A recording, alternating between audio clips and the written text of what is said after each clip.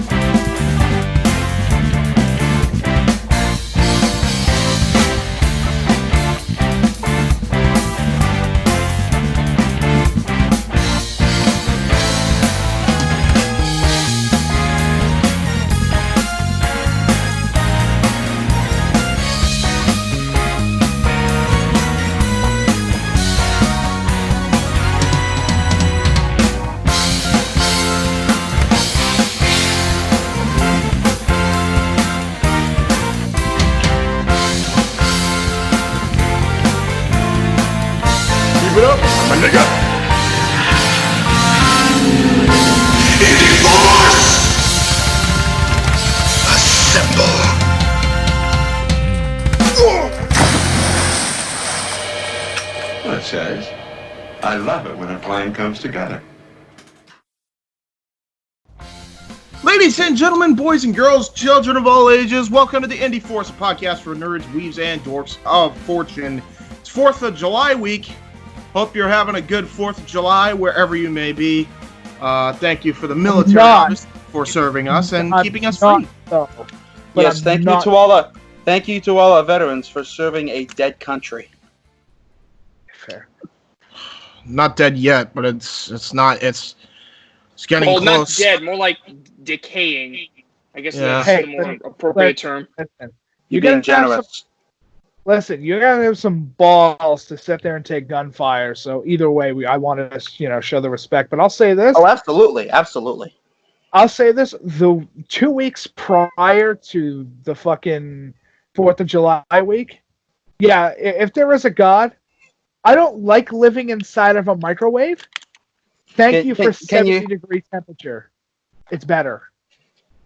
And thank you for blessing us with rain. If only you could do it in Africa. Oh my God! Fuck right off. First off, you'd have to bless the ring. That's my shtick, damn you! I don't give a shit if you are the champ and the king. That's my shtick. You have shtick. Well, too bad. The king can do what he wants. Listen, it doesn't matter whose stick it is. It doesn't matter whose stick it is because you got to bless the rings down in Africa first. Okay. Okay, you said Nafrica, and I'm like, what the fuck is Nafrica? I heard rings. In Africa. Shut up. All right. Anyway, let's get statted. We're gonna talk about. I think for the first. I don't know if it's the first time ever, but this is the first time we're actually covering something indie on a show called the Indie Force. Kind of ironic. It's not 100% true because AEW could have been considered an indie brand for a little while. I mean, they have been. So shut the fuck up.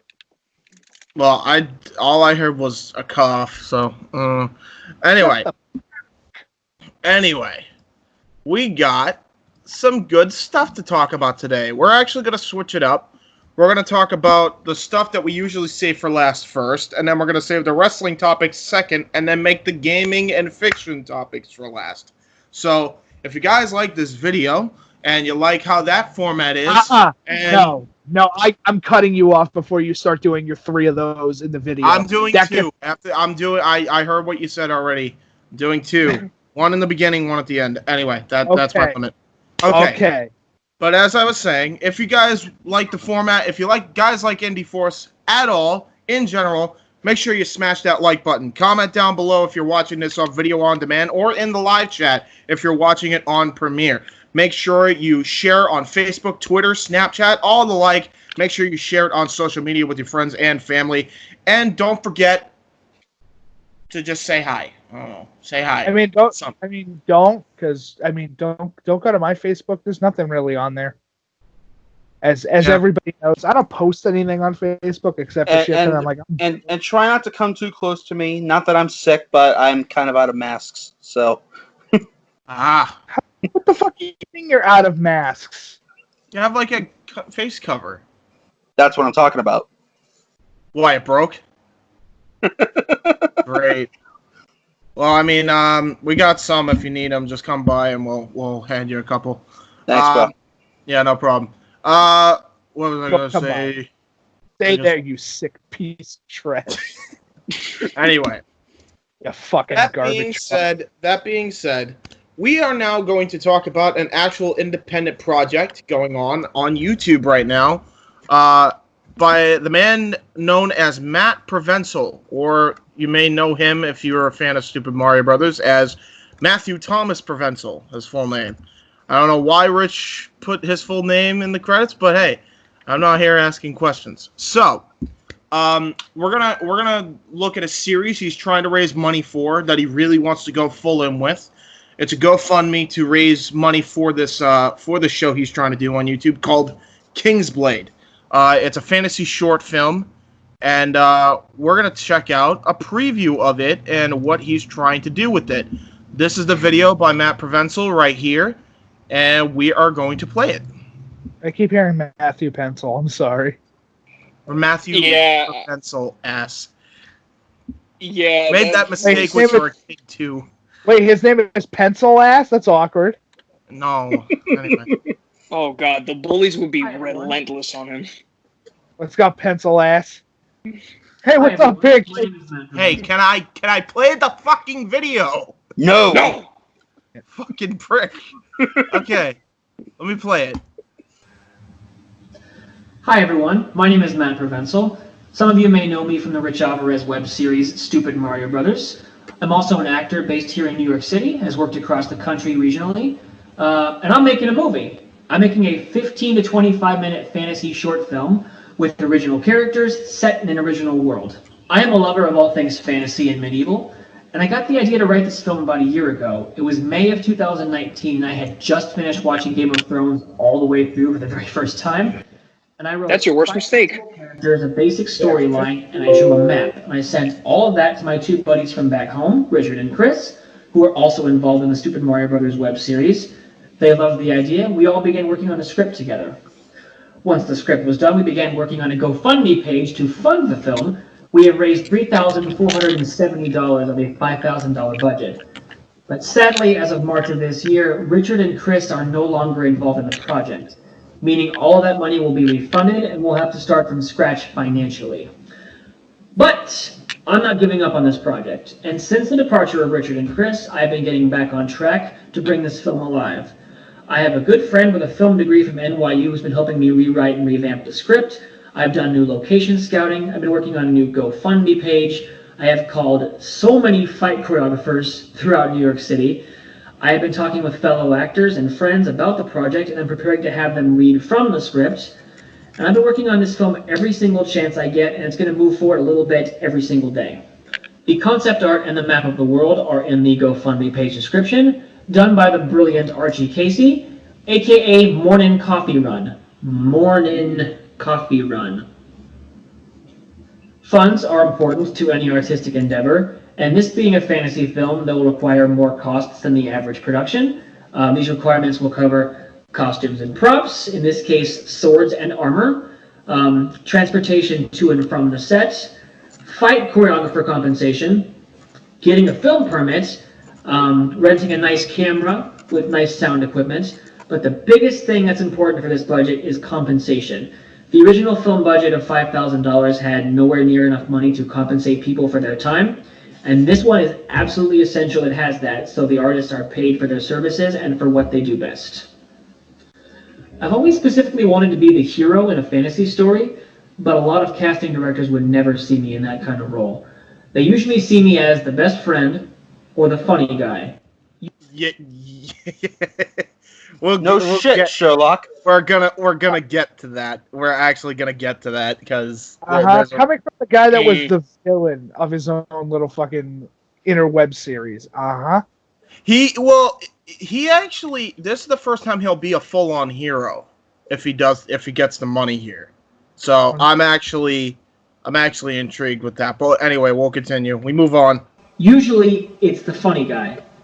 So people would see me as a Littlefinger, a Lord Varys, or a Sir Davos. And while all three are amazing characters, I've always wanted to play Jon Snow or a Robb Stark. And since there aren't too many works where I would get cast in that kind of role, I figured I'd write one of my own where I can do just that. I gotta hit the T. All right, yeah, can we? I gotta hit the T because if you're both of those characters, in the end, you almost fucking die. Yes, or at least one of them dies. The other one is given God powers. Okay, we get it, Mike. I get it. But this is a whole new project of him. I think it's based off of Game of Thrones. I think it's written better though, from what I've actually from what I've heard. Shit. No, from what I've heard, this is better than season 8 of Game of Thrones ever will be. So. And hey, who knows? Maybe he likes Game of Thrones, but knowing how he makes fun of The Room as like the greatest piece of cinematography, wink, wink. It is. I doubt it. No, it is the greatest movie ever from somebody who has dude, idea how to make a movie. Dude, him and I on the Discord were making jokes about The Room, and I did a Wario version. I did not hit Mona. I did not. Oh, hi Mario. It was so stupid, but it was funny. Anyway, so we're gonna continue. The Room made me realize that if you can make a movie that terrible, you can do anything. Yes. So, if this guy wants to make like a Game of Thrones-esque type of series or short film, I think I think better. Okay, I think he could do it better. I'll tell you why. I don't know what the budget's going to be. I don't know how the action scenes are going to be. I know the story is going to be impeccable because him and Rich. We'll get to it later. I want to let him finish. I want to let him finish before Mike and I start talking about the web series. Yeah, that's not a problem. But the one thing I do want to interject, because he's going to get fight choreographers and all that other crazy shit. It's a quick thing. Only take a second. Please do not do what every other fucking fantasy garbage does with suits of armor. Yes. And turn it into paper. Because a sword does not hit a suit of plate armor. No, trust me. Right. It's ridiculous. He's definitely got you. He's definitely already got you on that. Trust me. Actors Union here in New York City. And over the last couple of years, I've had some work, but there's been a lot more failure than success. And it's been really, really hard not to give up and try something else. And about a year ago, I took a commercial class. And one of the people who read in that class recommended that I read An Actor's Life, a Survival Guide by the lovely Jenna Fisher, who you might know as Pam Beasley from The Office. The book explains how she struggled in Los Angeles before she booked The Office, and one of the chapters toward the end mentions how when you're not working, you need to fill a creative void. So what you need to do is you need to write something. Write something that you can star in, that will fill your creative void and give you a sense of work that's coming up. And that's what Kingsblade's been for me. And every single day I work more and more on this film. I get more and more excited to start shooting, and I cannot wait to see what happens next. Working on this film has absolutely filled my creative void and sure as hell lifted my spirit and my mood. Every single day something new is accomplished, and it gets me more and more stoked to start shooting. Thank you guys for watching this video, for your encouragement and support. With your help, Kingsblade could be on its way to several film festivals and maybe even develop into a much larger project. Thank you again for coming along this adventure with me. Stay safe, stay healthy, stay tuned. And now, let's see. Oh, bloopers. No, Matt. No, we're not doing this. I know. I know what you're trying to do. I wish I could watch the bloopers because when he fucks up, it is funny, and he even can see the humor in that, but we just don't have the time. But just to show the description off a little bit, after spending years in hiding, Matthias Braden, which is the hero he's going to be playing, reckons with the ongoing rebellion that destroyed his family's kingdom and discovers the stolen blade of the last remaining king. Copyright 2020. So this is the concept art. Dear God, the map is basically Westeros. Yeah, no, it's straight out of Game of Thrones. It definitely needs more of a redesign. I think the map idea is a cool concept, but the problem comes in if you're gonna go and have anybody do it, get some campaign mappers from D&D. They understand how a map locale should look, like instantaneously, of how interesting the world has to be. I think it's definitely the right idea. I agree though. It could use a little. You need a little bit more of a. I wouldn't say a color design differentiation, but how do I describe this very simplistically? Don't fucking do what Game of Thrones does. Do your own thing with it and just take tidbits from it. Because if you're going to go straight for, well, it's going to be Game of Thrones, and then everybody's going to sit there and say, in fairness, I think he is doing that. I think that's it's the method that they did with the other series. So I think he's definitely doing that. This is the armor. Here's read more. More of the armor here. It's not bad. The costumes definitely aren't bad in concept. No, but you got to also put it into function of. By the way, Matthias is such a villain name. I don't know why you would put that for your main character, but whatever. I'm only saying that because the main villain in fucking Tomb Raider is named Matthias, and I'm like, yeah, that's a pretty sinister fucking name. I wouldn't trust a guy named Matthias. Well, true, but also, isn't one of the characters in the game Mercenaries also named Matthias? And he's a good guy? Yeah, it's really weird, but it's not. If you heard, like, if you want to think back to 2000, if you want to think back to 2002, the friggin' Scorpion King himself was apparently originally named Matthias. Mm. Yeah, it's one of those. It depends on how you. I think it could go either way just from that description of it. No, true. I'm just saying for me personally, I've always seen the name Matthias as the villain because you can put it in so many different variants of vocal strength. I guess you can put it. Now, understandable. Just to get back on topic a little bit, I do want to say that the description for this charity is in the description. Right now, they have 4,610 raised for this project out of a $30,000 goal. This will afford for everything to do this feature film. Now, dude's not filming in New York because that's so fucking. Yeah, I know expensive. He's not filming in New York. He's already moved to Chicago, but why Chicago? That's even worse. Chicago. Is it Chicago? I think he's in the suburbs of Chicago. I don't think he's in the actual city right now. Chicago has suburbs? I'm going to tell you exactly where to film because nobody films up in this location, and I think it would be helpful. If you're going to do this whole, going, shooting, filming, it's going to take you about a couple months to do all that properly because it's fucking memorization. It's all about location. Mm. If you're going to do it properly, go up to fucking Vermont. Nobody goes up to... Nobody's going to bother you in Vermont. It's a very... New Hampshire. No risk of COVID-19 either, probably. No risk of COVID. You'll be able to isolate yourselves. If you want to build sets, you can build sets. It is very true. Now, people are probably wondering why we're promoting this guy's film or promoting this GoFundMe. So... we have nothing to do. well, that's Mike's wise-ass answer. But, no, for real. For those who don't know, one of the biggest inspirations for Mike and I to become YouTubers was actually Matthew Thomas Provencal and the rest of the cast he was a part of in the film series that he mentioned in the video, Stupid Mario Brothers. I don't know if anybody else has seen this other than Mike and I, but essentially Is this spelled STOOPID? No, it's STUPID. Okay, because I'm thinking of something I saw on Newgrounds way back in the day. Yeah, no, not that Stupid Mario Brothers. Different Stupid Mario Brothers. And I believe it was just Stupid Mario, not Stupid... I think Stupid Mario. Anyway, Stupid.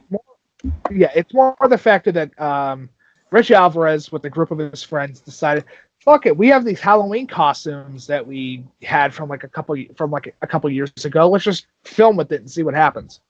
And the weird thing is, it worked. Like that was a semi-popular series, like back in the YouTube days. Like I remember Mike and I used to watch the fuck out of it when we were kids.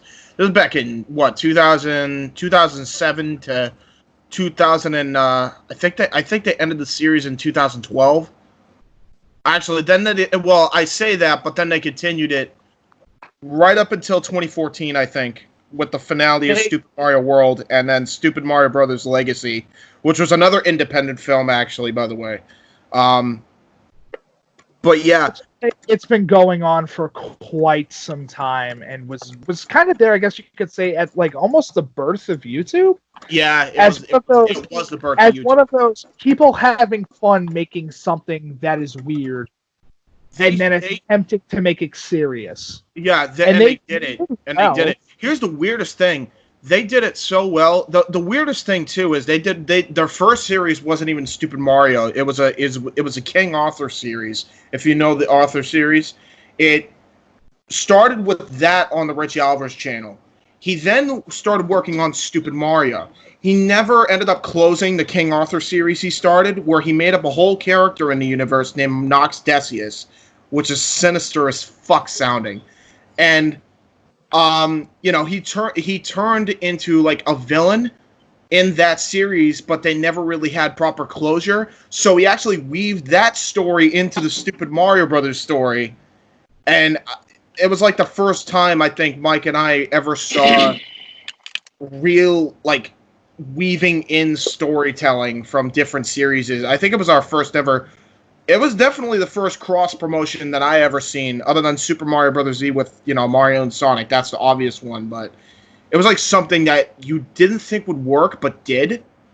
And I bring this series up in the case. To be fair, on YouTube, the weird shit is usually the stuff that gets popular. Yeah, 100%. And it will always be recommended, example. Just randomly. Yeah, perfect example. Filthy Frank.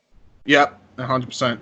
That's not Frank. That's fucking meme, and that's A-class meme. That's garbage meme. Greatest meme. That is dude, right up there with that, dude. That meme's right up there with the room. Okay. Anyway, can you imagine Filthy Frank doing the room? Oh my god. Anyway, all right, dude. We got a time crunch. Come on. All right. I bring up Matt. Crunch? I don't have it in a sleep bar. Shut up. I bring up Matt. I bring up this series because Matt was in it, and it actually infuriates me. It's actually kind of partly a rant, and not on him, but on Hollywood in general, because this guy could play any effing character you set his mind to. And the fact that fucking Hollywood and people in New York can't fucking see that is just brain dead. I'm sorry, they just are. I'm not trying to start drama. I'm just not, but that's how I feel. Like, and here's the reason. He played two characters in the Stupid Mario Brothers series. He actually played a host of them, but there were two in particular he did so damn well. One was him playing Wario in the Stupid Mario Brothers series.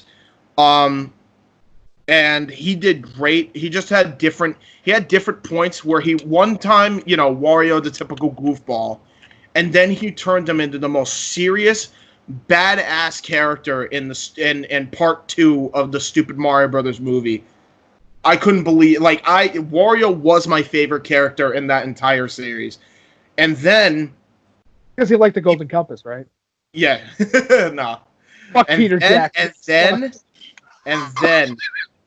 And then he played quite possibly the best live-action Ganondorf I've ever fucking seen. No bullshit. I have never seen a Ganondorf so masterfully interpreted than how Matt Provencal was able to play him. Like, that was such a good Ganondorf. However, my one criticism of that is that he's just too short. Wait, what was it? My one criticism of his Ganon, he was just too fucking short. It's so unsettling. It's not. It's one of those. You look at it as a kid, you're like, holy shit. You look at it now, you're like, oh man. Yeah. You and Flat Shoes would have been best friends for a little while. Yeah, exactly. Probably. Although it still doesn't matter, man. Like, he did such a good job as that role. Honestly, as a character, there's no denying that he nailed the mannerisms of Ganon. He nailed them. I would say that he more turned Ganon into a Bond villain. Yes, but it's still, I still think he mastered the, like. No, I'm not going to deny that factor. I'm just saying he played Ganon more of a Bond villain, which isn't a bad thing because Bond villains are some of the most iconic villains ever. Yes, to me that was Dr. No, Scaramanga. God, exactly. Like God. He gets killed by Mario. He gets killed by Mario because Mario ends up getting the Master Sword because that's the one thing that can kill Ganon, right? And Mario says he stabbed the heart that wasn't there, and then Ganon, he as Ganon says, poetic, I guess. It's unexpected, and then he literally turned lifeless, like perfectly lifeless, before he could finish his sentence. Before Mario then cuts him off and says, "And deserved." You'd have to watch it for yourself to understand what I'm talking about, but that's why I'm promoting him, because I was watching him as a kid. Mike was watching him as a kid. We were like big fans of that series, and it's honestly a way for us to kind of pay it forward, because that guy deserves all the success in the world. So if you guys want to donate, the GoFundMe is down in the description. Please fund King's Blade. I would really appreciate it. I wish I could fund myself, trust me, because if I did, I'd give as much money as I possibly could to help this man. I would like if you funded yourself, you piece of shit, constantly taking my fucking money for KFC. I don't think so. That's not happening anymore. You think that this is some type of gravy train that you get to be riding? I don't fucking think so, Mr. Yeet, man. Well, it's funny you bring up fast food, because that's a perfect segue to our next discussion. Fast food. I'm gonna keep it real with you, Chief. I totally forgot that was even in here. Well, hey, it worked anyway. So, if you could tell, we are very 3 out of the 4, because Nikos is a bit thinner than all of us, but I'm still fat though. But we are all robust individuals. And why is that? It's because we are fat fucks who like fast food. So, we're going to have a debate. If you guys remember, I did say in the comment section, and at one point we did have a passing conversation over Chick-fil-A versus Popeyes, and I was thinking, maybe we should just have a fast food discussion for the lulz. So here we are. Now we actually have it as a topic. So I have 3 categories. I have 3 main categories, and then we can just rattle off fast food places we enjoy. First is burgers. Next will be chicken, and the final will be pizza places. So first the burgers, obviously, because that's like the most well-known one. Okay, Wendy's, Burger King, or McDonald's? I got to give it up for Wendy's for their burgers. Yeah, same. I think that's the obvious one for all of us, really, honestly. Well, to me, I was always a Burger King type of guy. You know, is Wendy's. Wendy's. I haven't discovered that until later, but I really wish that there was a Wendy's near me that would have the after hours menu where they serve out these giant ass burgers. Oh, I have not. They don't even exist in Quincy either. I wish. I know. I wish. If they exist somewhere in Weymouth or close to Boston, there's not even change that. There's not even a fucking Wendy's in Weymouth, and I'm so pissed. I wish Because there was. The nearest one. Try to travel. Wait, say that again, Mike. It's a bitch to travel to either. You have to go all the way to Quincy, or you have to go all the way to fucking Marshfield. Yeah. Well, it's bullshit. That town doesn't deserve shit. Well, actually, there is one. Go to school. Actually, in fairness, there is one close to KC more than you would think. I think it's in Hanover. Pretty sure. It's also No, 'cause, there's also one in Whitman, I believe. But otherwise, Yes, there is, but that's still kind of a ways. Yeah. Yeah, I want to be able to walk to a Wendy's. Damn it! Yeah, right. But Oh, those fucking turtles moving closer to a goddamn beachhead. So yeah, for me, Wendy's. So 3 Wendy's and then 1 Burger King. All right, chicken places. Oh, Popeyes. Wait. What the about fuck? Mike? I said my choice, you piece of Yeah, shit. what about Mike? Because I know it's Wendy's. Hey, listen, bro. Hear Mike's answer. Listen. I'm gonna keep it real with you. If there was a White Castle in Massachusetts, I'd be going to it. White Castle. I was just about to say, strange how no one's picked White Castle. Of course, No, you have to because pick White I've Castle. had White Castle. Fuck White their Castle burgers. They're too trash. friggin' small. Granted, nothing wrong with a slider every now and again, but if you want a burger, you want a fucking burger. Yeah, burger. You go to Not even just that. Go to White Castle is one of those places that you're like, I don't want to eat a burger and a fry. I want to eat a bunch of burgers and a bunch of fries, and I want my fucking heart attack. Dude, they taste. Dude, why though? Like I've had them just because they were edible, but fuck me, they taste like ass. No. You're talking about the store bought. Those aren't White Castle. No, I'm not talking. No, about they are not. I'm talking about the ones in New York. I remember I went to New York. They suck. You're going to the wrong place. You have to go to wait. Don't you have to go to New Jersey to get them? You gotta go to New Jersey to go to the good one. I think I went to New That's what I Jersey. thought. I think that's the one we went to. It's still fucking trash. I've never been to a White Castle, but because of that one Harold and Kumar movie, I've always wanted to go to New Jersey just to go to a White Castle. You don't have to go to New Jersey. You can go to the one at fucking Castle Island. There is a White Castle. Oh, I'm not. No. If I want to go anywhere to get a White Castle, I'd probably go to New Jersey. You know, I gotta be. Yeah, I'm telling you, it's gonna be a disappointment. It was for me. I just ate them because that was the thing we had. Hear me out. Nothing is better than Five Guys burgers and fries. Good. Oh, how did I forget about that? They don't do takeout, and it doesn't matter that they don't do takeout. No, they do takeout. Well, you know what I mean. They don't have a drive-through. Right. Yeah, no. It doesn't matter. But It's still fucking great. That shit doesn't matter. If you don't have a peanut allergy, which if you have a peanut allergy, I apologize for the statement I'm about to say, you weak-ass peanut fuck. Damn. The look on James's face. He's like, fucking excuse me? Damn. Oh, damn. The last time I went views to of Michael X do not reflect the rest of the Indy force. Coward. The last time I went to a Five Guys, the burger I had was undercooked, and the fries. Okay, were just soggy. which one did you go to? Oh god, it was the one in Braintree. I That's think. your problem. That's your problem. Go to the one in Brockton. In Go Brockton. to the one in Quincy, if nothing else. Go to the Yeah, one but in that's Quincy. next. Yeah, but that's next to Quincy College, though, and I don't want to go there.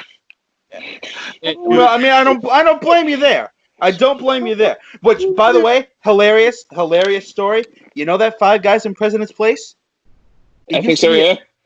It used to be a fucking Weight Watchers. I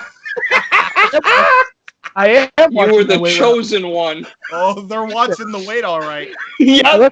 I watch my weight every time I go into a Five Guys. I look down at my stomach and I go, Yeah. You're gonna have a very terrible afternoon by the end of this. I look at my stomach. I look at my stomach and I'm like, my liver gonna die tonight. Hey, guys, just remember, we are What all in happens every shape. time? My reaction every time I open up my bottle of Jim Beam Maple. Anyway, all right. We're all Next in up. shape. Really Round is a quick, shape. that does remind me of somebody sent us an email, which really laughed my ass off. Going, of course the four fat fucks are talking about food because of course they're gonna be talking about food. Bitch, I will talk about whatever the fuck I want. If I want to talk about contraceptives for 15 minutes, I'll do it. I don't give a shit. Yep. Well, Magnum or Trojan? Right now we're on food. So next up, chicken. You know what? Screw it. We don't. I'll name the 3 best chicken places, obviously, that are well known, and then we'll come up with other chicken places, I'm sure, like we did with the burgers. Chick-fil-A, KFC, or Popeyes? It's Popeyes, no contest. Yeah, for me, it's Popeyes. Shut up, Dan. All right, hold on. Chris, So, I think round of you found applause to the peanut gallery. I like Chick-fil-A's chicken sandwich. I have now had it again, and I forgot how good it was, so that is definitely better than anything on the Popeyes menu. I just like Popeyes because the chicken still isn't bad, in my opinion, and the thing that puts it over Chick-fil-A is that they have more variety to me. But Not to mention, they may be a little bit more on the pricey side, but you get a fuck ton of food at Popeyes. Yeah, fuck ton. Hear me out here, boys. I'm not going to a fucking chicken place to make a sandwich that I can do at home and with about $20 in a fucking microwave. Agreed. I can make that better at home. Dude, we can spend $1 and get better sandwiches. That is also. I don't know about that. I don't know. Chick-fil-A sandwich is very good. I'm just saying you could, if you wanted to, get chicken and make the sandwich at home. I will say this: Chick-fil-A does have a really good breakfast sandwich.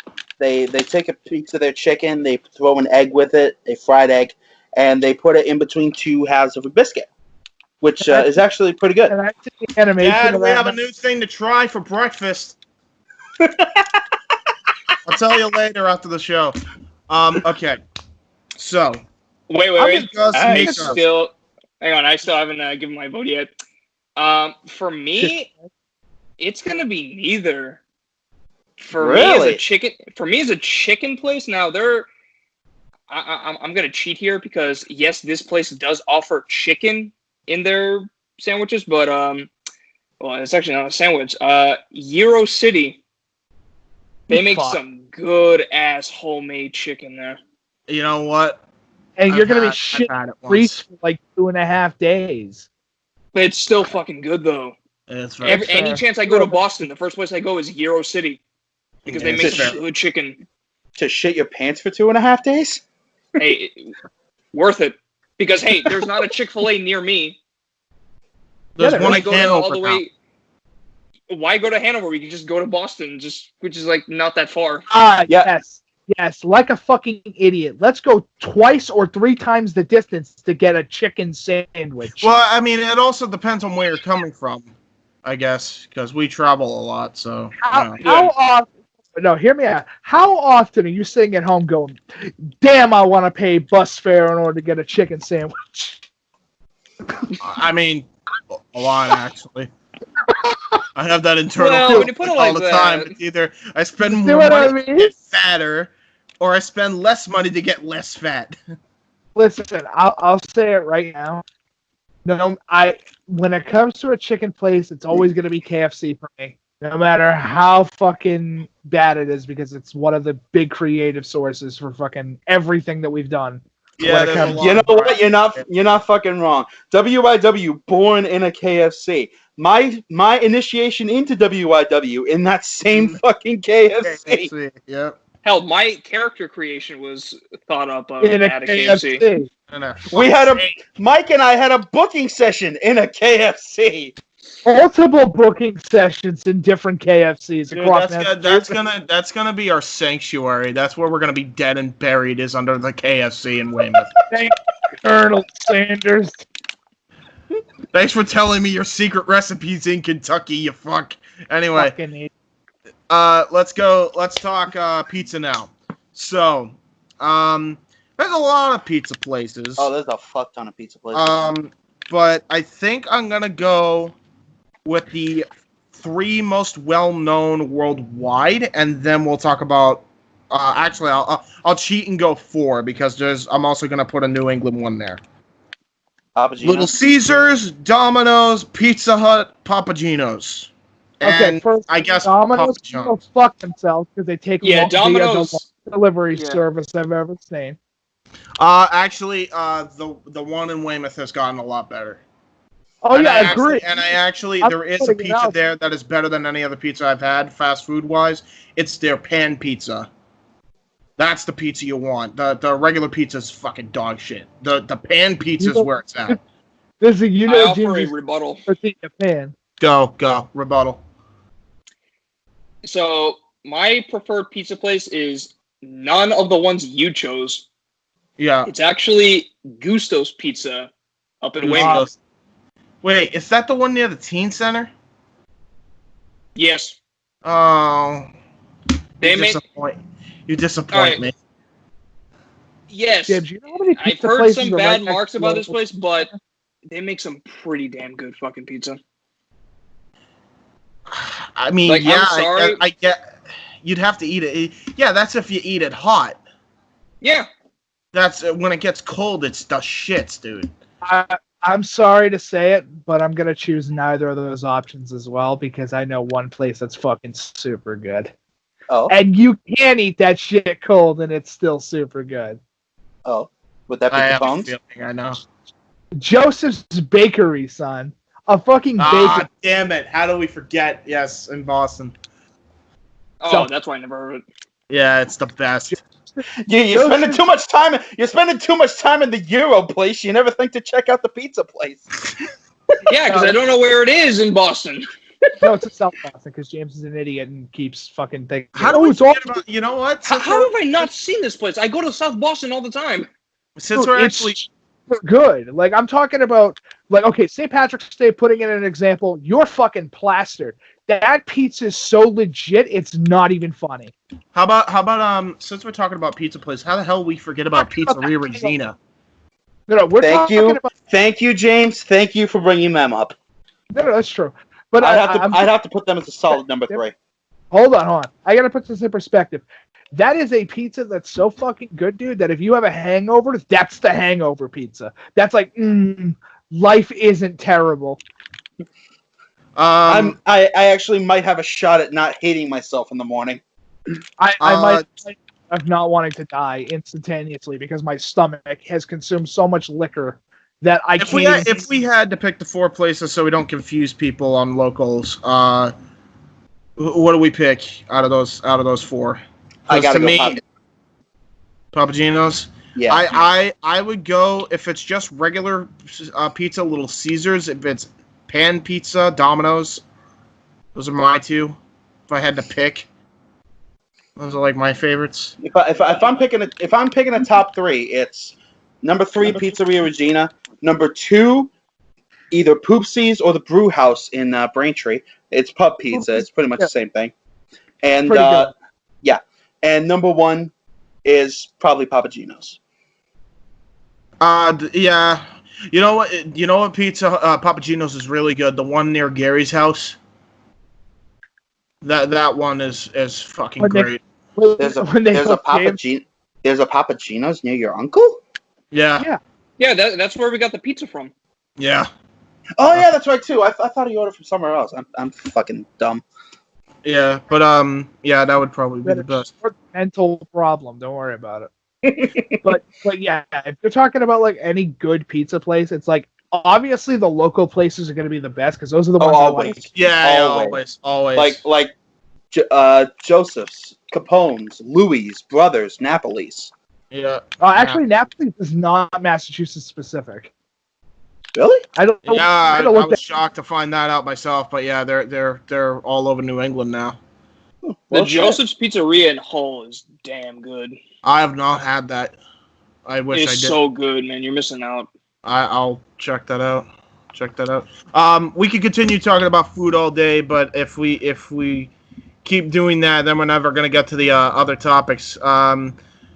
Besides, we got a whole bunch of shit we got to eat with record labels anyway. Speaking of that, Gucci Mane, who if you don't know is a rapper, so I heard, is threatening to leave Atlantic Records yet again. Does he come in a Reese's peanut butter, or is he like a Kit Kat style? Oh, from the look of his attire, probably Kit Kat's attire. Yeah, it's definitely Kit Kat. I don't know, but Takeshi 6699 is totally Skittles. I mean, yeah, you're not wrong. Okay, so I'll read this article. Nikos, you'll read the second one. So yeah, This article is titled "Gucci Mane Threatens to Leave Atlantic Records Again," posted by Justin Ivy. To the shock of nobody. Well, I'll agree. I'm still going to be on his side, and I'll tell you why in a minute. Because obviously we've had our issues with fucking record labels. James really likes the underdog story. Yeah. So Gucci Mane is once again. Except this isn't an underdog. Except this isn't an underdog. This is a bitch. Oh wow. Fair. All right. So Gucci Mane is once again teasing his departure from Atlantic Records. The influential trap rapper. Of course, yeah. Again, as much as I don't like him, I'll explain why I'm on his side in a minute. The influential trap rapper wandered aloud. That's a weird way of saying talked. About leaving the label via Twitter on Thursday, June 25th. Should I renew my contract with Atlantic Records, or should I go independent? Big press conference, July 3rd. Who should do interviews? He asked. Earlier this month, Gucci indicated that he would leave Atlantic on July 3rd. In a since deleted tweet, he also called the label polite racist. You know what? He's not actually wrong. There are stories where they have been closet racists in the past. Leaving hashtag Atlantic Records July.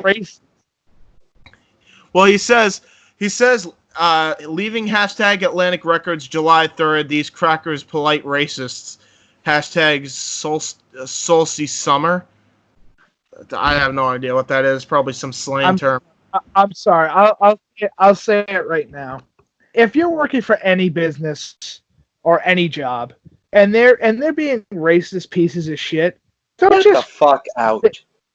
Just leave. If you're fucking, don't be a little bitch boy and take it up the ass. Just fucking straight up look at them in the face and go, I have an aluminum base bat in my trunk, and I can become a very good dentist in about 4 seconds. I'll make sure you have a couple impacted molars and also broken molars. Anyway, continuing. July 3rd is the release date of Gucci's new album, So Icy Summer. Oh, okay. Although his latest tweet makes it seem like he might stay with Atlantic, a Twitter post a day prior suggests he's embarking on a new venture. So Icy Summer, name of my album dropping July 3rd, announcing my new situation, he declared on Wednesday, June 24th. Gucci dropped his last project, East Atlanta Santa 3, in December. His most recent single, Still Remember, featuring Pooh Shiesty, what the fuck is that name, was released via Atlantic on June 19th. All right, so I guess whoever that is got released. So yeah, that's pretty much the end of the article. Now, here's the reason I'm on Gucci's side. While I'm not necessarily a fan of trap music, the reason why I want him to do what he's been trying to do for the longest time. And I know a lot of people are saying, just leave, just leave, just leave. It's not that simple, especially when you're locked in a fucking contract. This is why I hate record label companies so fucking much. I can't stand them. But if a guy like Gucci Mane, who has made a ton of money doing what he's done, ends up leaving, that's going to send a huge statement to these freaking record labels, especially to the ones doing false DMCA takedowns that keep freaking copyright claiming people's videos, which segues into the next topic I want to talk about. This is why I brought that up. Grade A, Under A.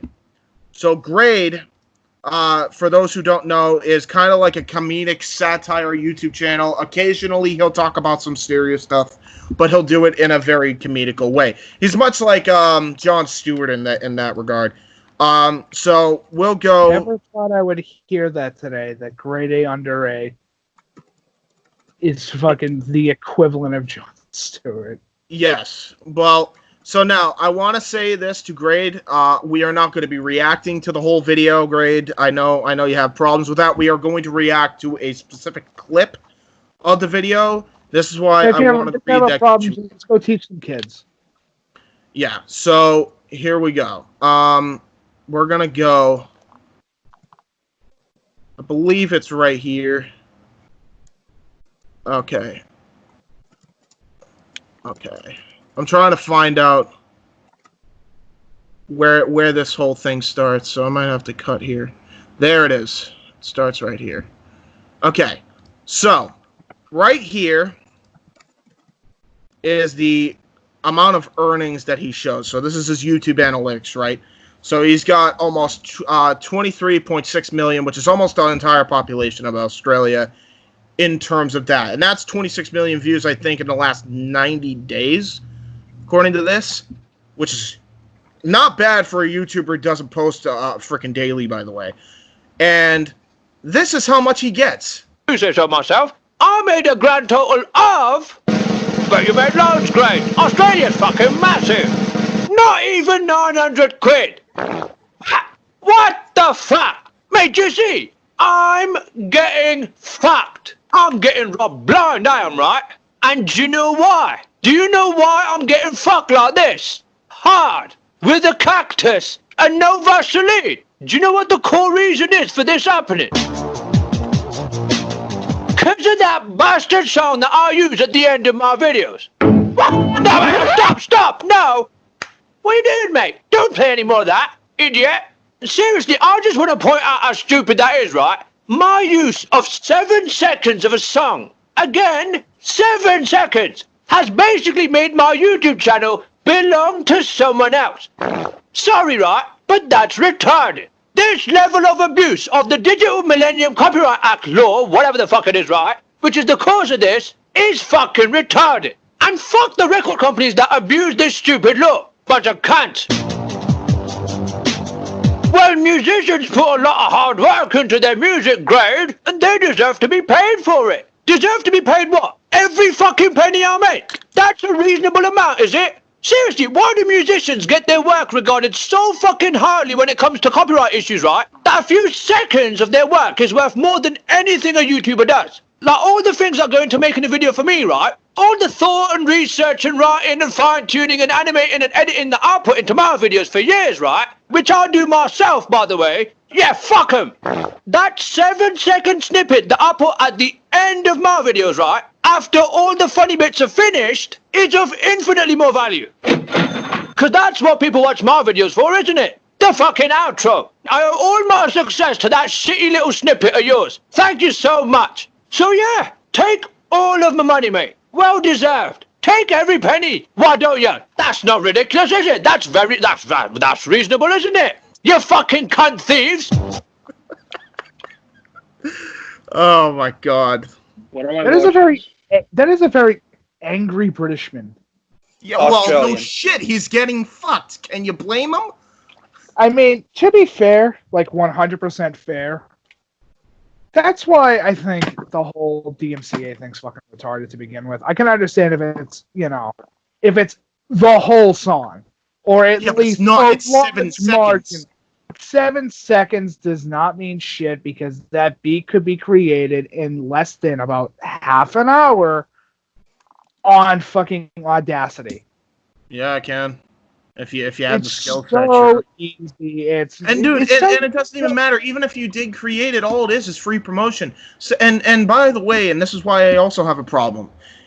Any song that you use, it doesn't matter how long you use it for. If your video is infinitely longer than that snippet of the song, that falls under fair use. That's the problem here that we live with nowadays. Originally, fair use is about 30 seconds. Yeah, originally fair use is about 30 seconds, and now that's completely out the window. So where does the fair use line go anymore? Are we just not allowed to Exactly. like to begin with anyway? Because I have no problem contacting every single fucking band in person, which we kind of did for WYW. No, but you have to contact the record label now too, because now they don't even own their own song. Which, by the way, brings me back to the Gucci Mane thing. This is how this ties in, by the way. If a guy like Gucci Mane leaves Atlantic Records, that's going to send a huge statement to these fucks that take the artist's song, make it their own, then remove it from other people's songs in order to get more money, more profit, and fuck the creator because they want more money. I swear the people who abuse the DMCA are literally just the EA Sports of the music industry. People like that. that's a very high regard because EA Sports is what's the word I'm looking for? I'm trying to it's fucking garbage. Yes. So Listen, I'll say it right now. If you're a music producer, individual that works in the music industry, if you're a talent or somebody that is just a music mixer or anything of that equation, do everybody a favor and just sit there and say, I don't give a fuck who uses my shit. yeah, that's I don't honest. care. And if here's another thing. Here's the worst part about that, Mike. And I know I'm bringing this guy up again, but this actually kind of builds to my point on the whole Gucci Mane story. Gucci, if you want to become independent, you can do it in this market, especially on YouTube. KSI, you know what happened to him with his song Lamborghini? Doesn't own it anymore. His most popular fucking video, most popular music video of all time, he doesn't even own anymore because of the fucking record labels. Took that fucking song and fucking raped him of it. And that's where this conversation really should begin anyway, and should end, is when does the artist have the right to keep their music? Because I'll say this right now, the record company did fucking jack shit when it comes to creating that music. Yeah, I can understand if you sat there and it's like, oh, well, I had to contact the company ghostwriter and I had to do all this other stuff. And they created the beat. They pretty much made it. I just wrote the lyrics. Then I could sit there and say, okay, maybe they have some actual clause in there. Yep. Well, if you're fucking sitting there for, I'll give a better example. Let's say it's Dr. Dre, right? The guy who pretty much writes every beat that he can, does his own lyrical structure, is a mixer himself. Yep. If Dre has the record company coming up to them saying, we own the entire album of fucking Chronic 2001. Sure you do. Sure you do. Just because it's under your record company and label does not mean you own the record. Yeah. Yeah, it's fucked up. It's so dumb. Now that also goes a part of one other thing, which is, I mean, I could give the example of a actual record label / company owning a song. Did you guys know that you can't sing the song Happy Birthday? Yeah, that's ridiculous. Because it's owned by Warner Brothers. Yeah, really? Because Warner Music sucks. Do you hear me? They suck.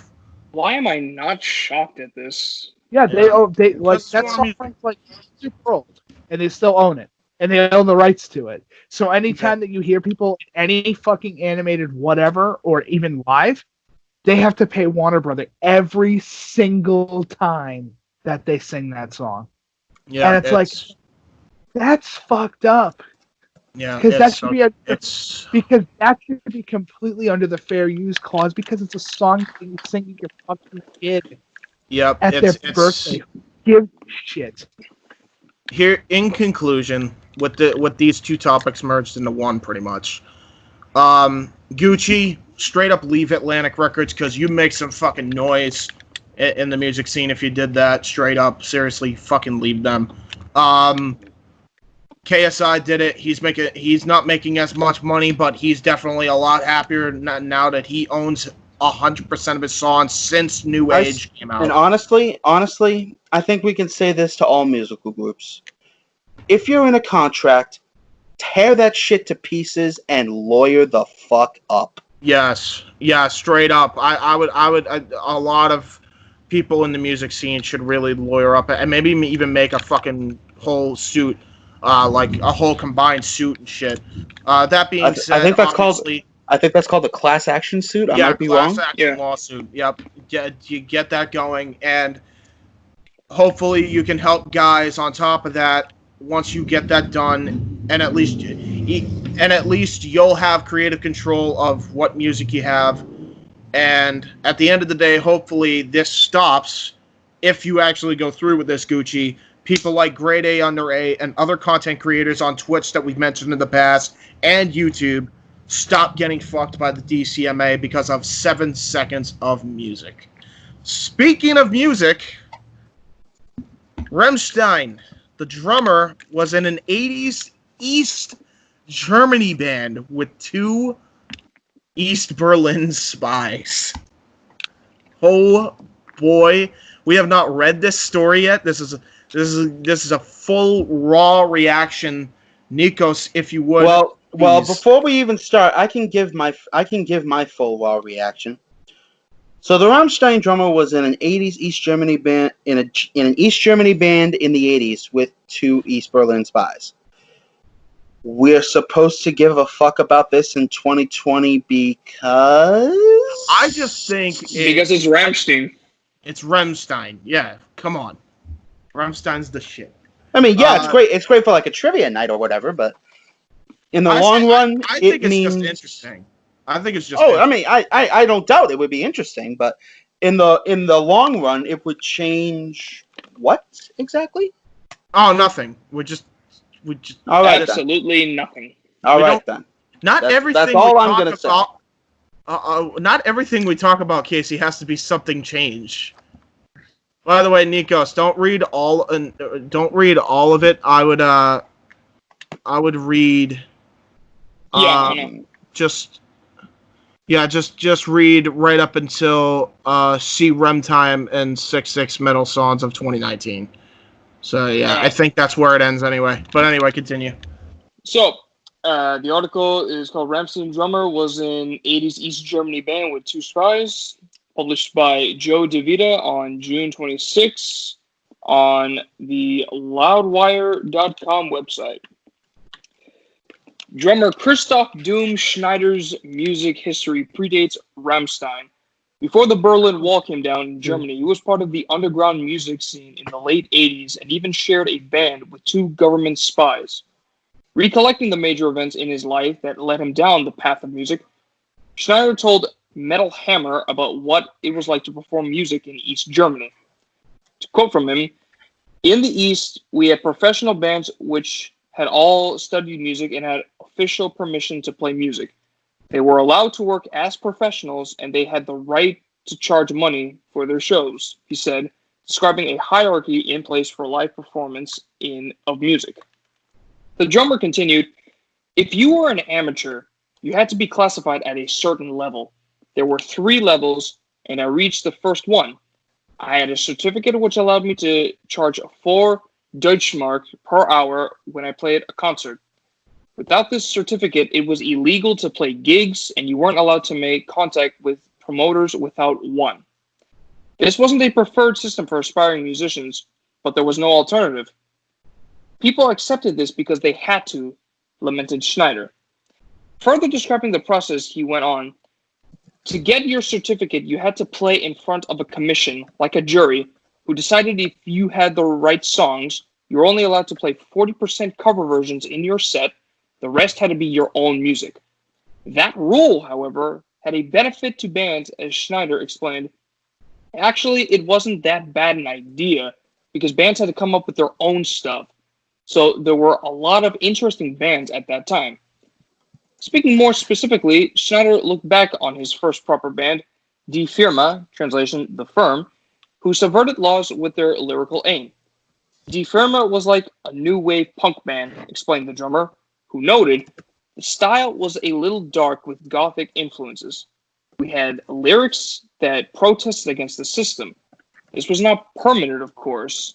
We were an underground band."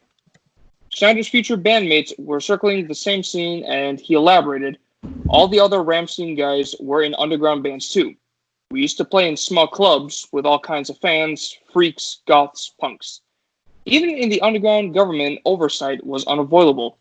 The government had their people everywhere, though, Secret Service spies," the drummer recalled. What was funny was that I couldn't imagine any harder band than mine at the time, Schneider confessed, and then revealed, "And we had 2 people actually in the band who were spies, the singer and the keyboard player. Ha ha, incredible." He did go on to clarify that they were not part of the Secret Service, however, and stated, "They weren't professionals. They were hired spies who received a little payment and every once in a while had to report about the music scene." Rammstein were originally slated to embark on a North American stadium tour this summer, but the coronavirus pandemic has forced the band to postpone those dates. Their European tour was also impacted, and that run has already been rescheduled for 2021. The tour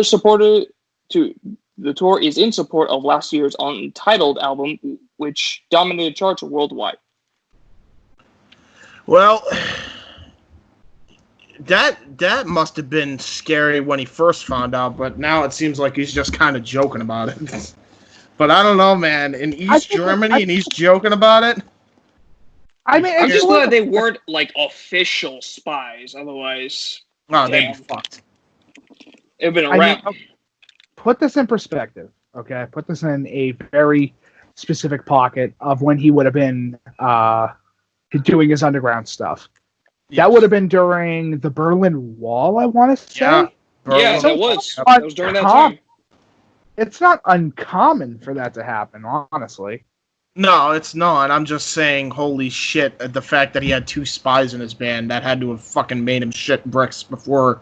Obviously now he jokes around about it, but fuck.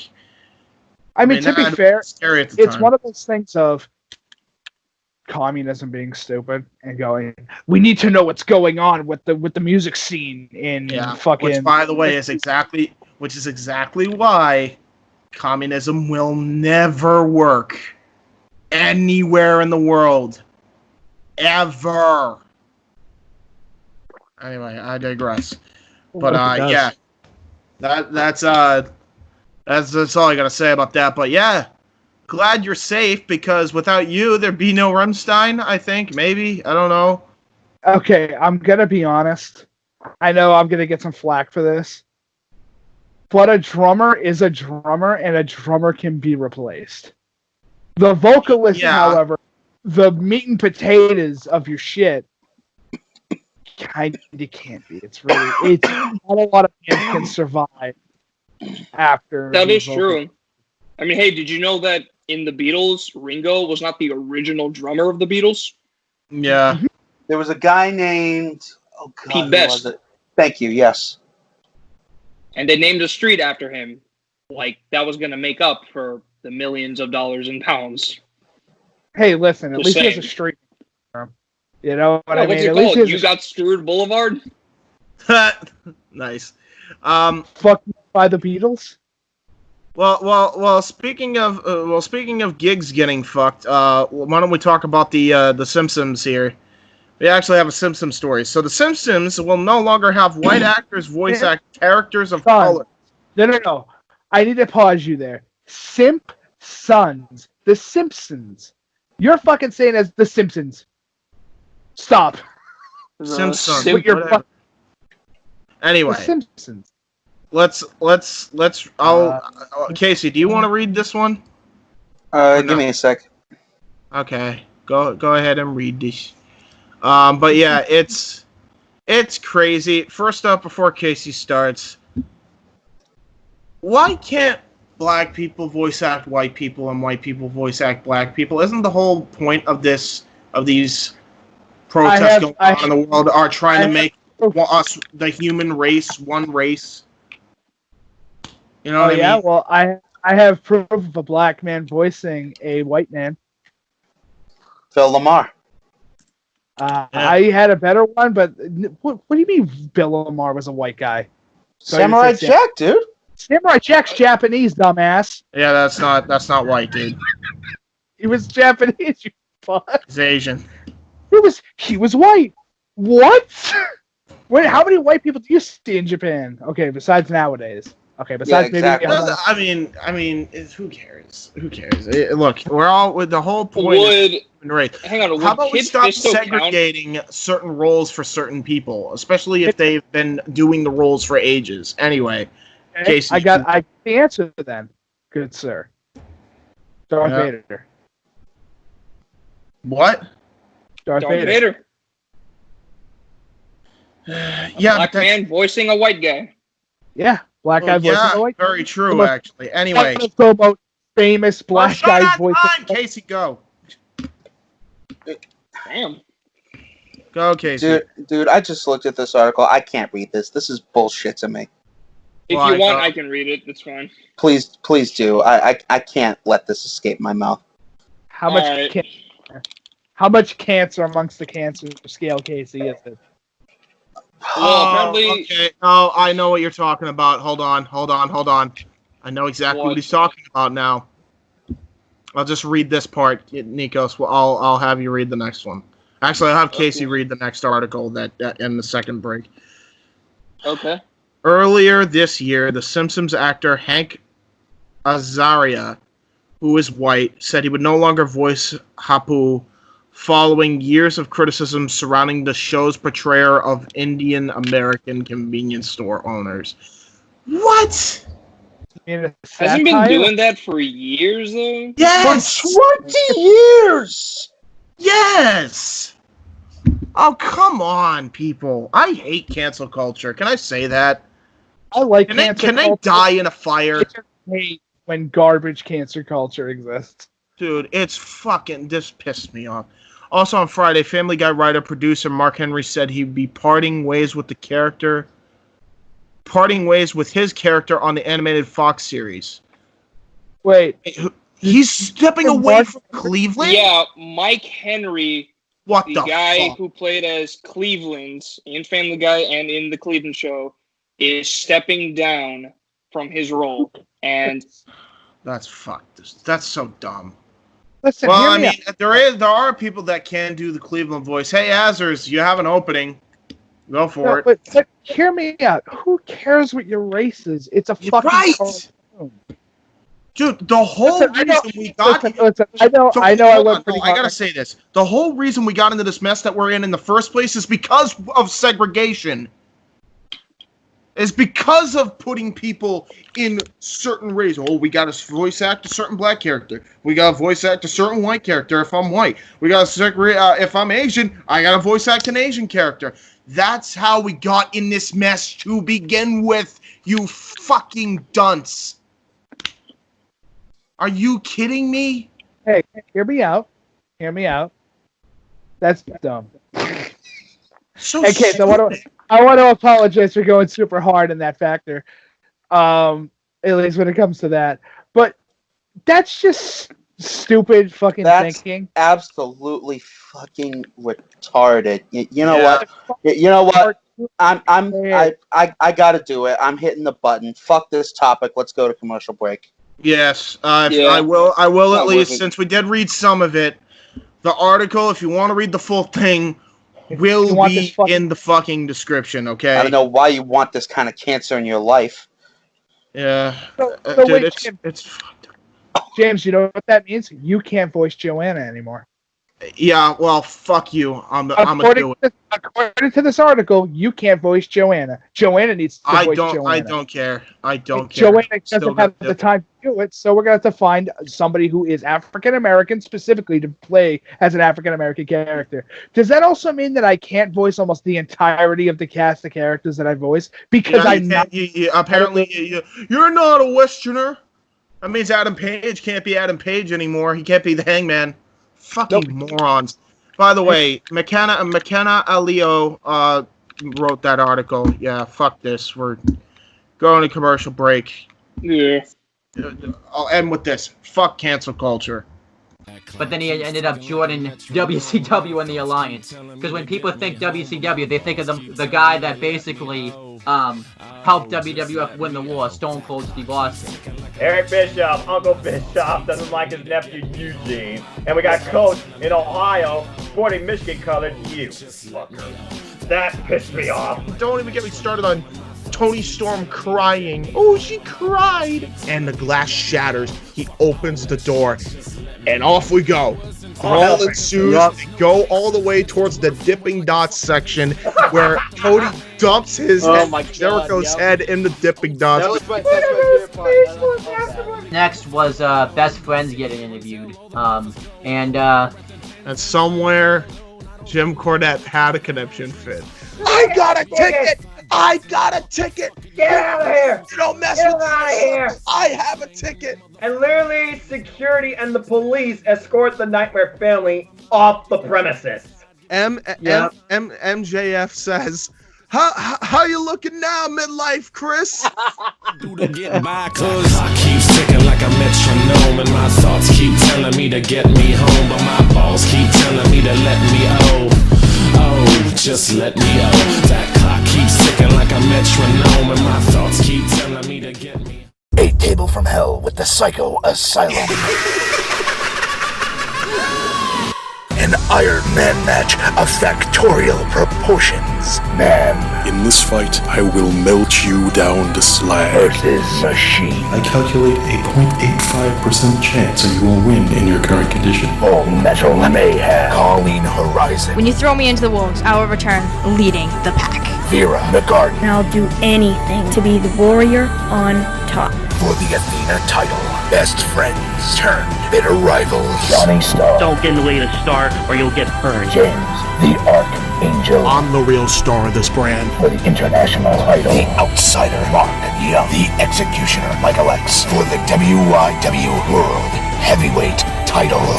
2 out of 3 fall. Inside. In a hell in a cell. WYW Immortal. Now available on YouTube. And we're back after that fucking headache. Now we get to talk about some fun shit. We're gonna rapid fire this because we have very, very little time to waste here. For whatever reason, the fucking card for AEW Fyter Fest isn't there, but that's okay. I'm gonna get that up right now. Fyter Fest 2020 card. So let's get this going. We're going to predict really, really quickly. Right now, this is going to be in post-edit, but we will be on the smaller end right here.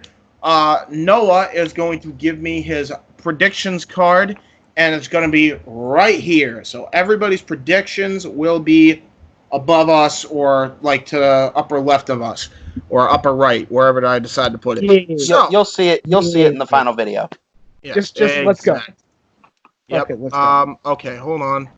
God fucking damn it! They gave me the wrong fucking article. Son of a bitch! Stupid bitch. Fuck! God damn it! Start time. There we go. Now we're good. Okay, so night 1 first. AEW TNT Championship. Cody Rhodes versus Jake Hager. Mike, quick answer. Cody or Jake? Cody Rhodes. Yep, Cody. same. Done. Who else votes Cody Rhodes? Me. Who else votes Cody Rhodes? Nikos, I'm sure. All right, so everybody votes Cody Rhodes. AEW World Tag Team Championships.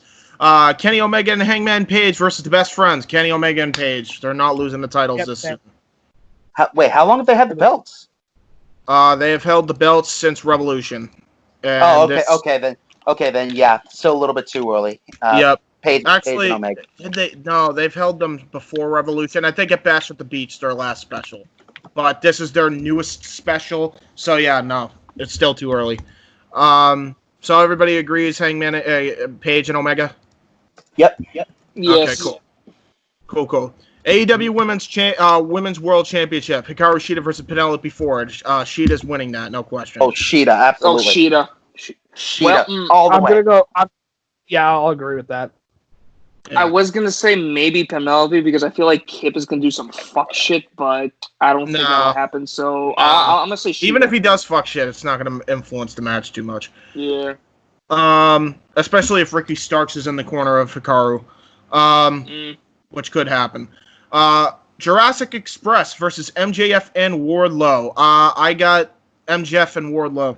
I agree. So everybody agrees with that. There we go. Oh god.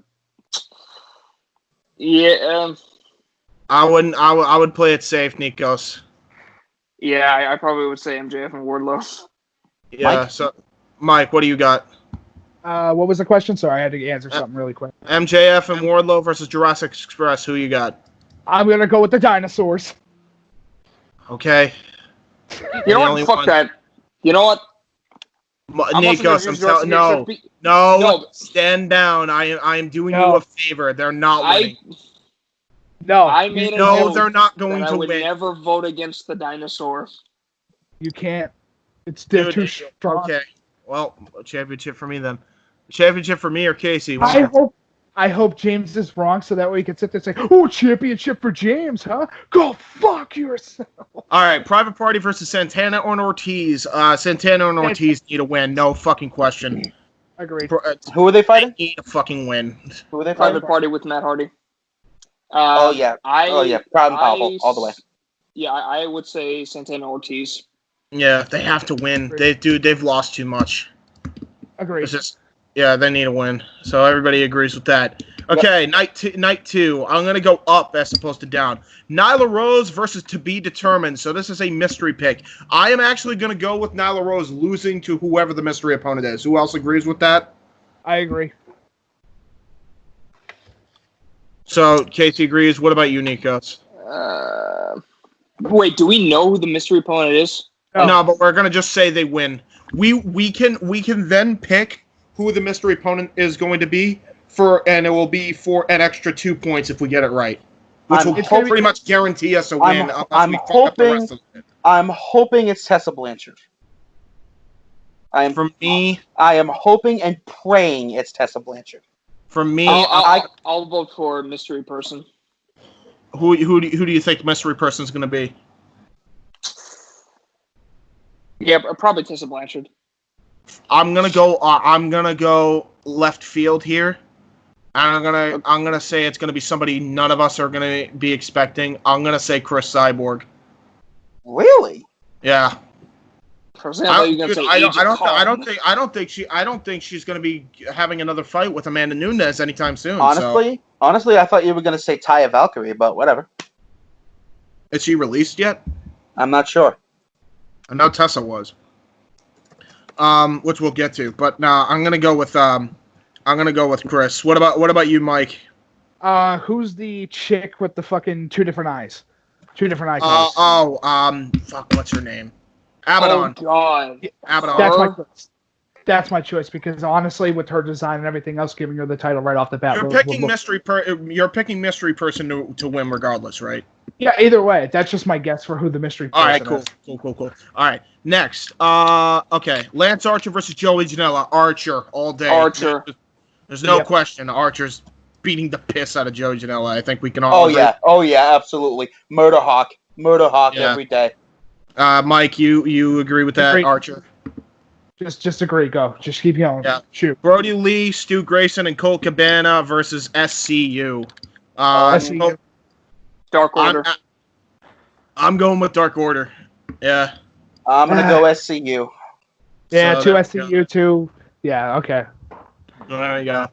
FTR, Dax Harwood and Cash Wheeler, and the Young Bucks versus the Butcher and the Blade and the Lucha Brothers. Ooh, that'd be a fun Butcher and the match. Blade with Lucha Brothers and Butcher and Blade. Yeah, same. I'm actually going to go with them as well. I agree. Same. Lucha Brothers, and Butcher and Blade need some momentum. And not to mention the fact that the best way to build to the feud is to have FTR lose because the Young Bucks get pinned, and that's what really sparks that rivalry between FTR and the Young Bucks. So yeah, there you go. Which has been a dream feud ever since the Revival were a thing. Yeah, very much. Chris Jericho versus Orange Cassidy. Shockingly, the best build out of everything because Orange Cassidy looked like a badass last week on Dynamite. Here's your answer. Jericho's going to win because he can do heel bullshit. I'm going to go with... He's got heel bullshit that he can throw out. Dude, I'm gonna go with Cassidy. I'm gonna go with Cassidy. That's fair. Funnily enough, I'm also gonna go with Cassidy because he just doesn't give a fuck about the heel bullshit. Yeah, sure. Well, considering the fact that after Jericho broke Orange Cassidy's glasses and beat the absolute shit out of him and looked like a badass doing it, then yeah, I think Orange Cassidy is gonna win. Honestly. Wait. Jericho broke his glasses? Jericho broke Orange Cassidy's glasses. And okay, never mind. Cassidy unleashed on him. Like, it was one of the best beatdown scenes, like, single beatdown scenes I've seen in a long time. Never mind. I'm going to have to change my vote because now he has Super Saiyan reasons. He's got dumb, stupid bullshit. No. He's got this reason. Those were $500 sunglasses, you asshole. Yeah, probably. Anyway, Nikos, you're the last one. Who do you got? Cassidy or Jericho. And you gotta be quick. You gotta be quick. God damn it! No, get the fuck back here. Hey, listen, I know you. Yeah, exactly. I know you still have your earpods on when you transition out of here, motherfucker. Oh my god. Tails. You got a Orange coin Cassidy. Heads. Jericho. All right, go.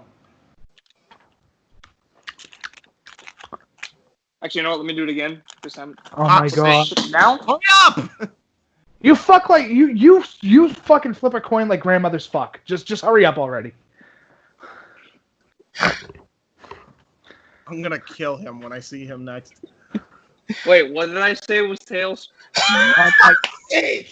Orange Cassidy. There you go. There's your answer. All right, Orange Cassidy. There you go. There's your fucking answer. There we go. Orange Cassidy. I swear to God, if I'm right, because Jericho literally has an entire armada of bullshit he can throw at him, then I'm gonna sit there and say I won either way. All right, so if this match happens, I believe they said the match is happening. I believe they said this match is still happening, despite WWE fucking it up. We'll cover that in another episode, or I'll cover it on the J-Hebert side.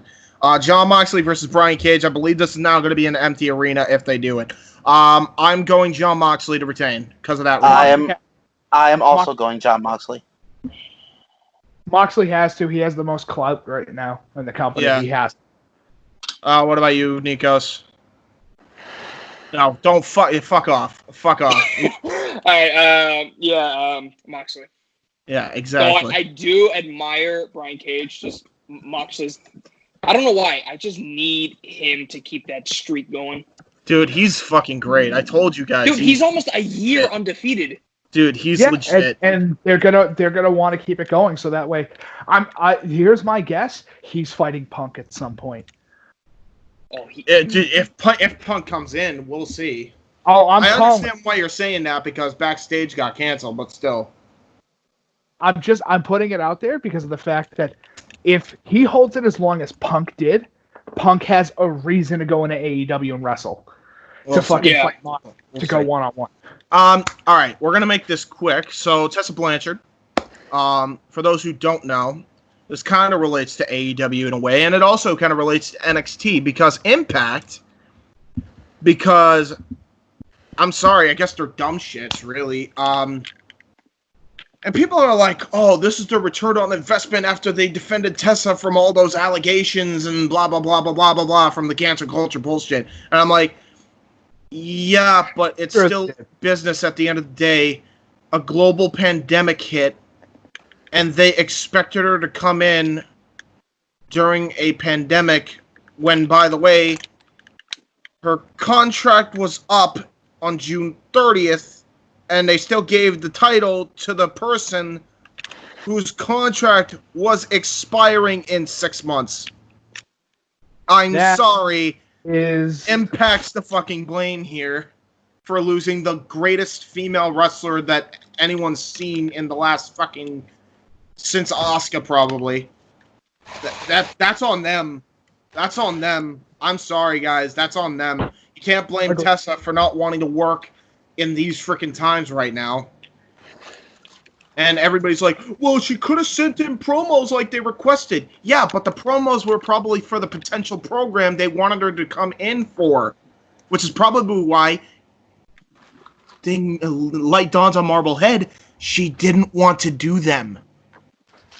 I mean, to be honest, if I was asked right now, hey, you have to go work during all these conditions, I would literally tell you to go fuck yourself. Yeah, exactly.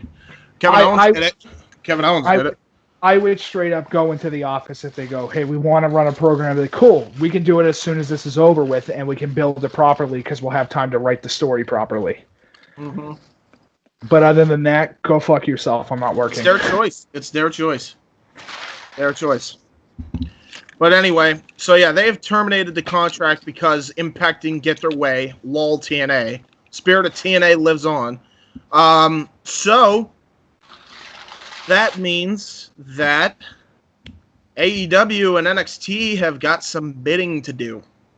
If Tessa's smart, she's going to AEW. Yeah. Yeah. If she 100%. really wants to keep her career, I mean, WWE does have the cash. I won't even deny that fact. I gotta tell you right now. I gotta tell you. I really hope my pick comes true and that Nyla Rose's opponent is Cyborg, because that's the only way you're getting Tessa. I'm dead serious, because right now, what other win? I think the problem is going to be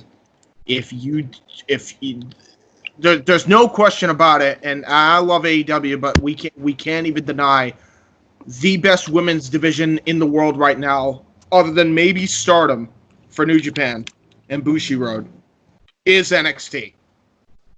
No one can deny that. They have the best women's division, period. And that includes Raw, that includes SmackDown, that includes fucking AEW, that includes most freaking independent leagues, like, including Impact. They have the best. So unless they get Cyborg, I don't think they got a fucking chance. Unless they pay her a shit ton of money to and guarantee her the women's championship. Like, that's the only way I see that happening. They have no other way. They have no other way. They have to get her. No, that's 100% fair. I mean, NXT, when it comes to women's talent, how many good athletes have they booked compared to AEW right now? Oh yeah, no, it's true. It really and it's nothing against AEW, but they absolutely should go, hey, why don't we go take a look into the Stardom talent really quick?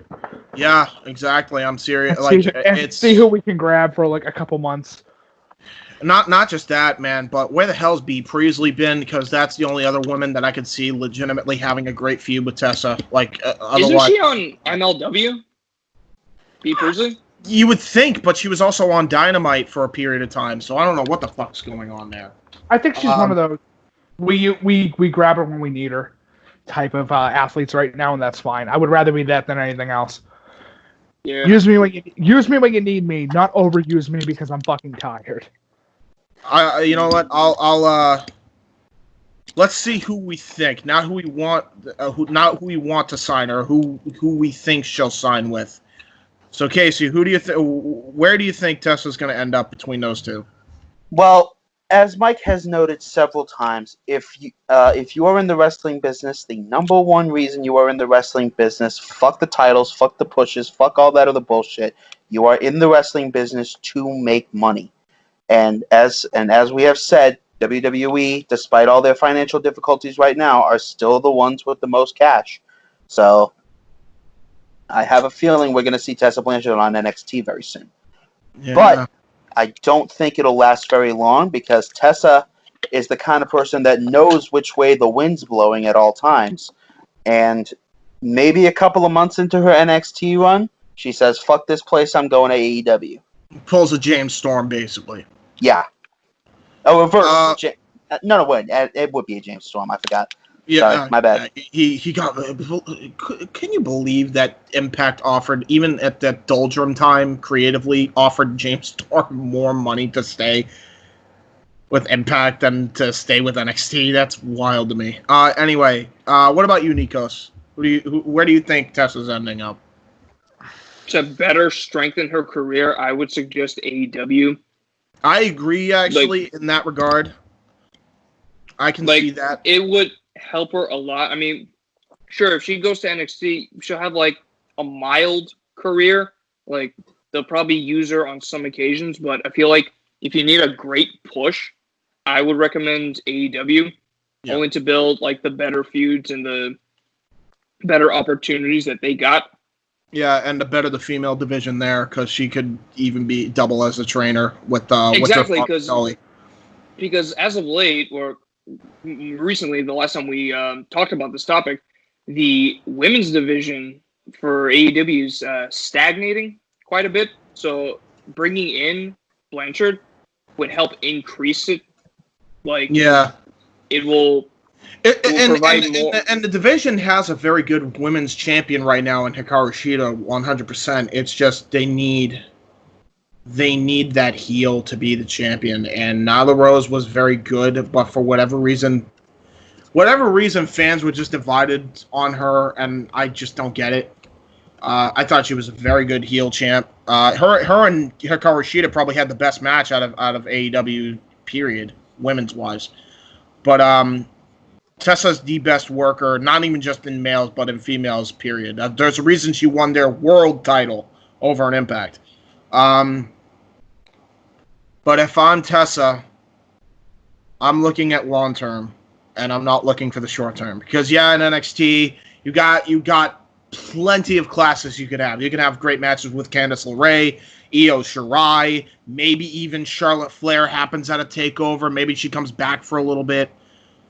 God knows who else on that roster. Shotzi Blackheart. I mean, the list goes on and on. Scarlett Bordeaux again.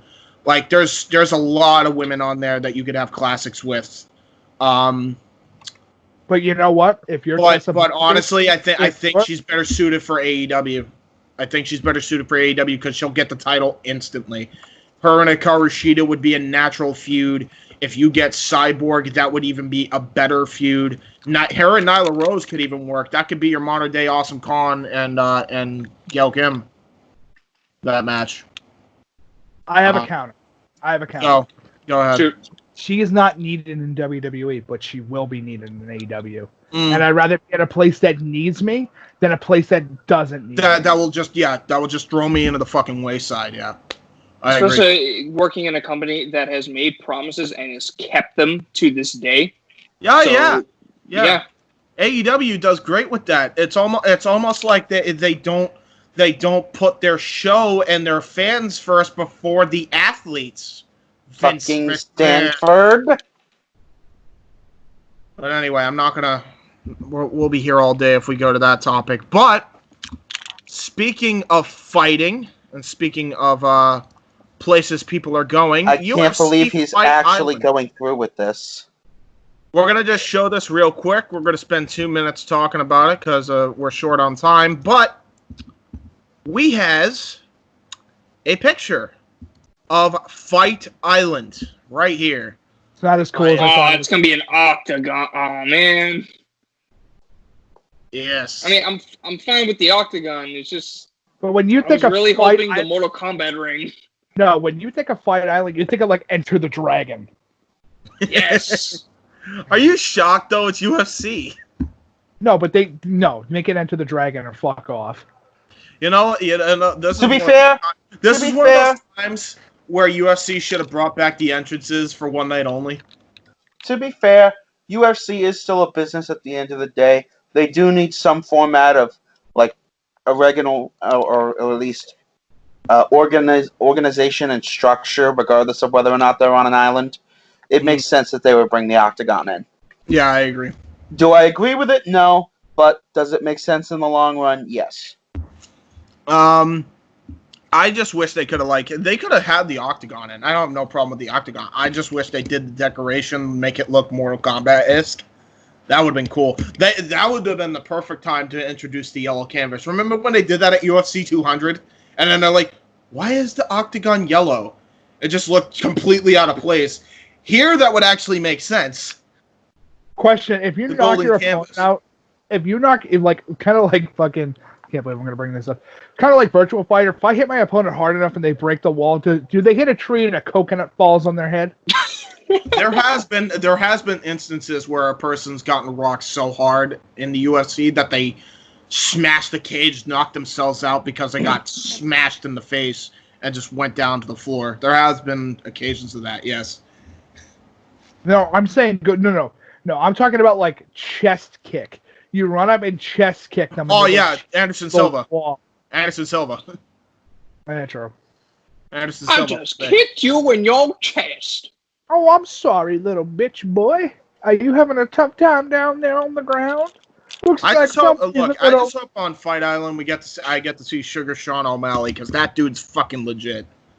That might be one of the most legit MMA fighters I've seen in a long fucking time. On UFC 250, he hit one fucking punch, the guy dropped, and he just walked away because he knew the fight was over before the ref called it. I'm like, holy shit. How does it feel, McGregor, to be a bitch?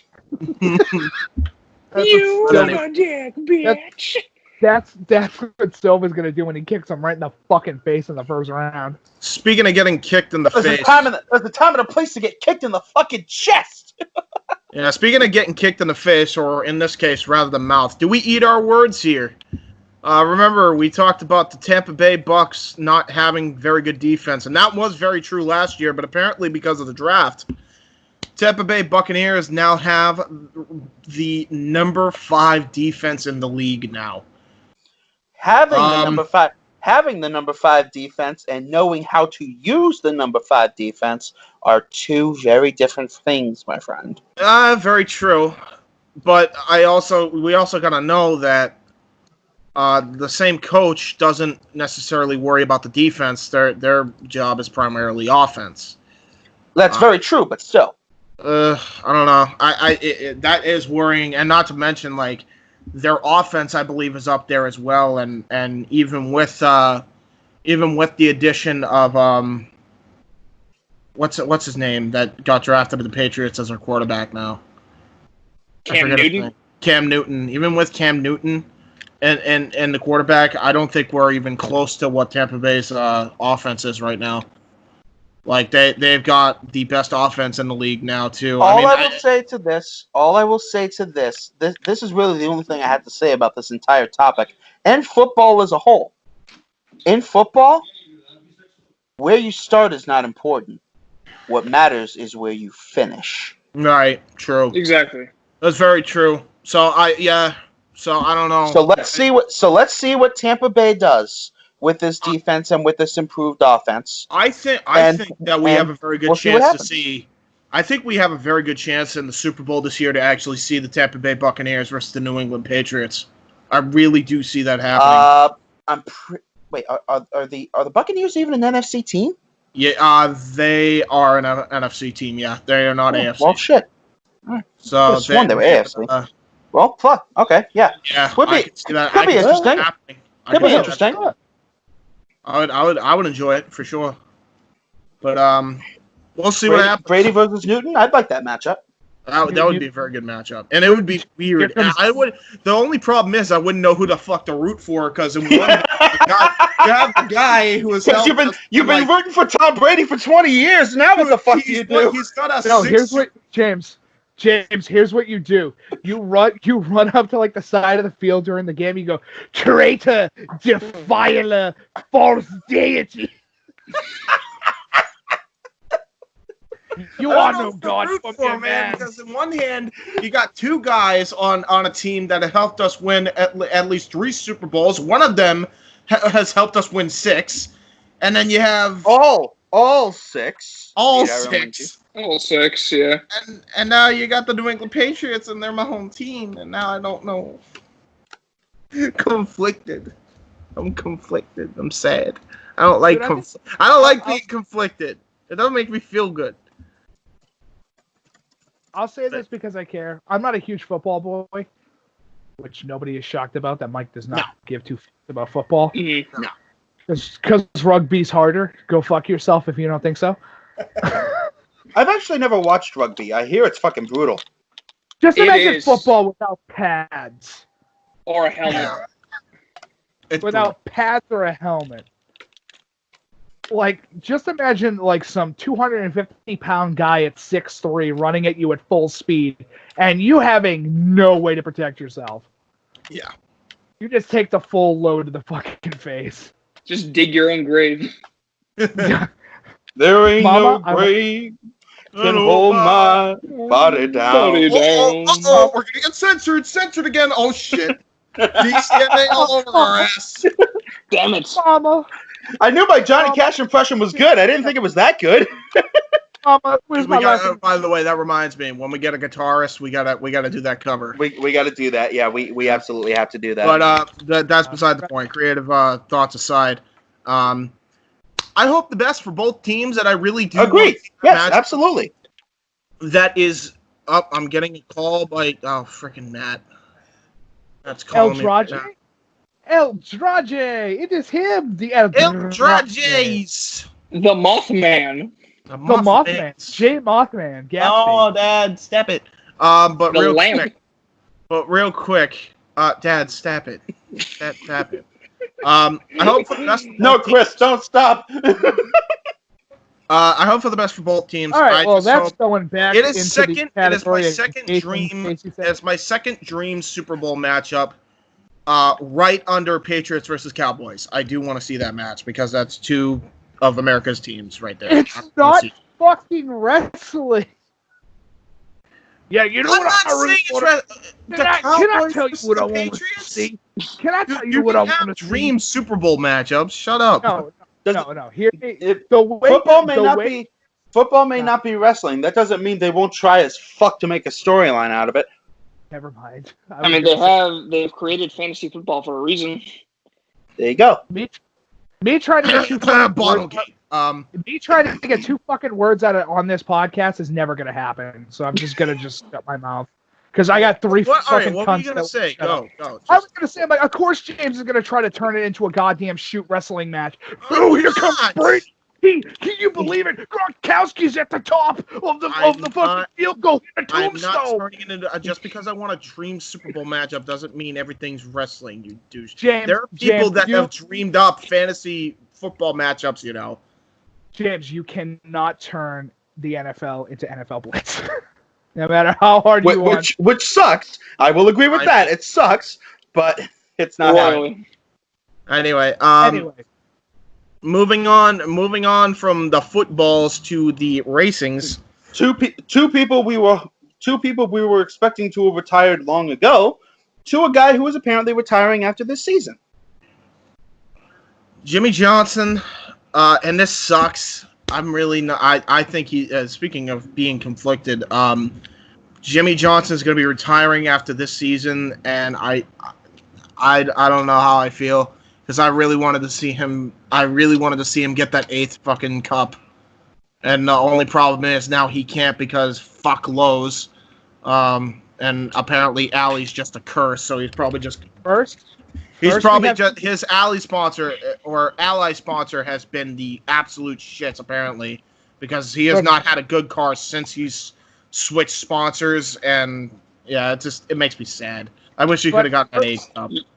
But first we have Casey saying fuck Home Depot. Now we have fuck Lowe's. Where are we going to grab our 2x4s for our 2x4 match? Oh no, I'll still go to Lowe's over Home Depot. I'm just saying fuck them for fucking... Dude, I'll go to Ace Hardware any day of the week. Yeah, that's Ace actually is the place true. where the helpful hardware gets touched. Yeah, Ace Hardware. Look at that. I can just use my own tools. Here's a tool right now. It's a rock.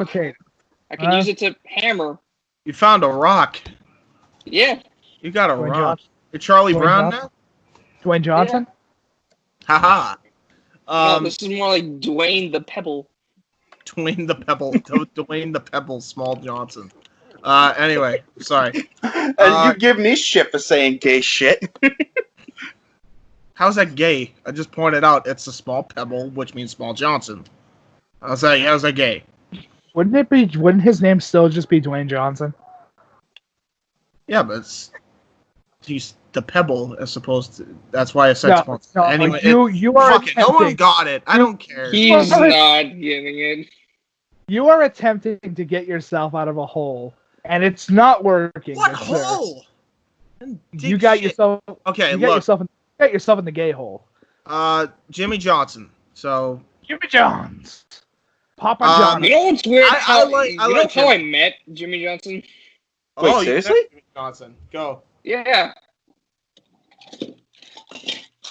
Wait, you have something? Say hi to Jimmy. Oh, shit. Oh man. That's awesome. I've been using this for years and I never knew who he was. I just got it as a birthday gift, like, oh hey, here's a can for you to save coins. I'm like, who's this one? Nikos, asshole? happy birthday. Nikos, happy birthday. Do you like NASCAR? What the fuck is NASCAR? What is a NASCAR? You look like that the white people of America have converted you to their crazy nonsense. Well, obviously you know who he is now, getting older. Nikos, this is the only picture that I know of him. I have never seen a picture of him now. Nor do I want to care. Well, he's gray in the beard now, which is probably why he's retiring. Nikos, when did you get that? I need to ask because I have a joke for I don't this. know. It just appeared in my room one day, and I just never questioned it. So just enough did said. Your mom go, you hang out with filthy American trash. Here's a piece of filthy American trash that you can put money in. Hey, Jimmy Johnson's not filthy. He's boring. No, but the can is. No, I'll tell you who was filthy in a good way. Dale Earnhardt. Frank? Yep. Filthy on that damn track, bro. There will never be another, and there will never be anyone greater. No, I wish though he would stay there, man, because I really want to see Johnston get that 8th win. Because like that, I don't know, it pisses me off. Because like if Lowe's hadn't left when they did, I guarantee he would have won another cup, and that's what sucks about it. I'm like, fuck. Now he's retiring. Now he's tied with Petty, so that's something to be said. Petty and Earnhardt. So that's something to be said. I wanted to see him win that 8th cup to like solidify himself, because I've always been a fan of Johnston. I always thought he was a great driver, and he like raced in 3 different eras of NASCAR. Well, and that's all well and good, but here's the problem with friggin' Jimmy Johnston. He has all the personality of a wet paper bag. Incorrect, Casey. He has the personality of a wooden fucking board caught in a driveway. Well, I mean, in fairness, Jeff Gordon did too, but everybody loved Jeff Gordon. I think mainly for his paint scheme. And I think Jeff Gordon really mellowed out and loosened up in later years. Oh yeah, he was a maniac back in the early days. But yeah, that's pretty much it. We wish Jimmy Johnston the best in his retirement. He's definitely a legend in racing. So there you go.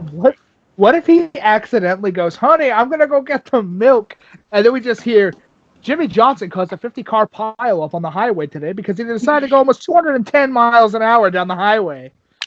Just to get milk. He needed some milk!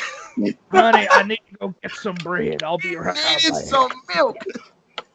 Listen, all right. Listen, baby girl, I gotta go get some bread. I'll be right back. 50-car pile later. Car high, car low, still there. You know what? Here's a question for the live chat people. Do you know Jimmy Johnston? Let us know in the live chat. And that being said, we're gonna go on commercial break. Who do you pick for your 5-man pickup basketball game? Shit. What? You'll see. Trust me, I'll wait till we go to commercial, and I'll tell you guys as soon as we're in commercial break. Are we gonna tell them the joke when we come back? Absolutely. Okay.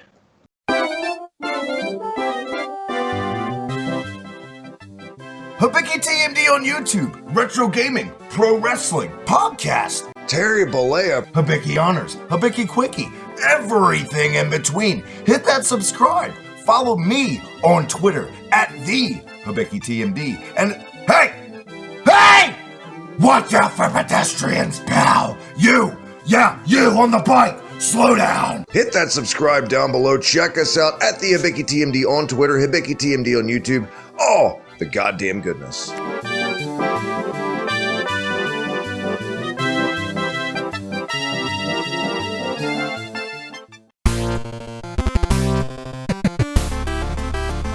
What's up, bitches?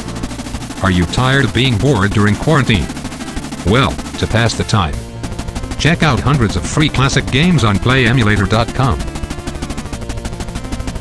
This site offers so many classic titles from the Nintendo Entertainment System, all the way to the Game Boy Color.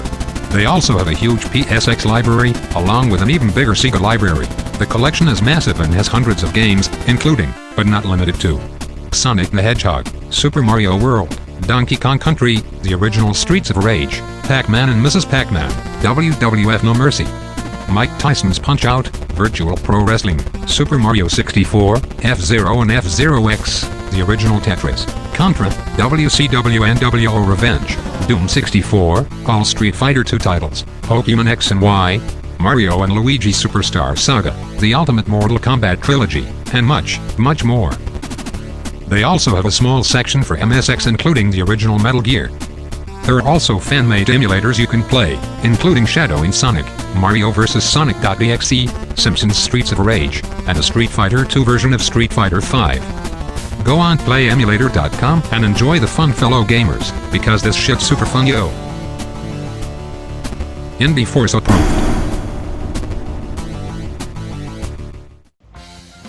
So what about And that's 5-man when I teams flick now? the bean.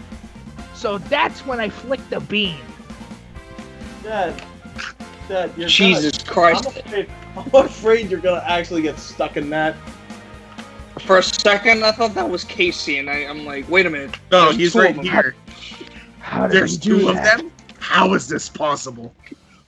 Dude, there's instant Impossible. transmission. Dude, there's instant transmission, and then there's instant trans cloning.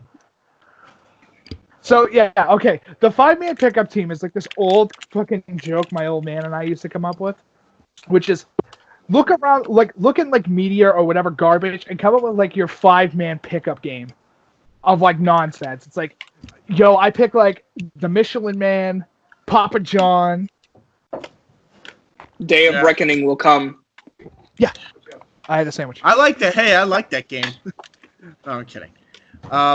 But yeah, fair It's enough. just- So what just was yours? What was your 5-man pickup team? I got the Michelin Man, Papa John, Colonel Sanders, Master Chief, and of course, Aunt Jemima. What about Jimmy Johnson? You don't fuck Jimmy Johnson. He's too boring. We're getting rid of Jimmy Johnson. Okay. I feel like everyone in the live chat will confuse Jimmy Johnson to Jimmy Johns. That's the point. Oh my god, that should have been a sponsor. That would have been the best sponsor you could have gotten. That's the whole point. Jimmy Johnson's so boring. He had to open a sandwich shop that's only mildly successful to have any chances of making money.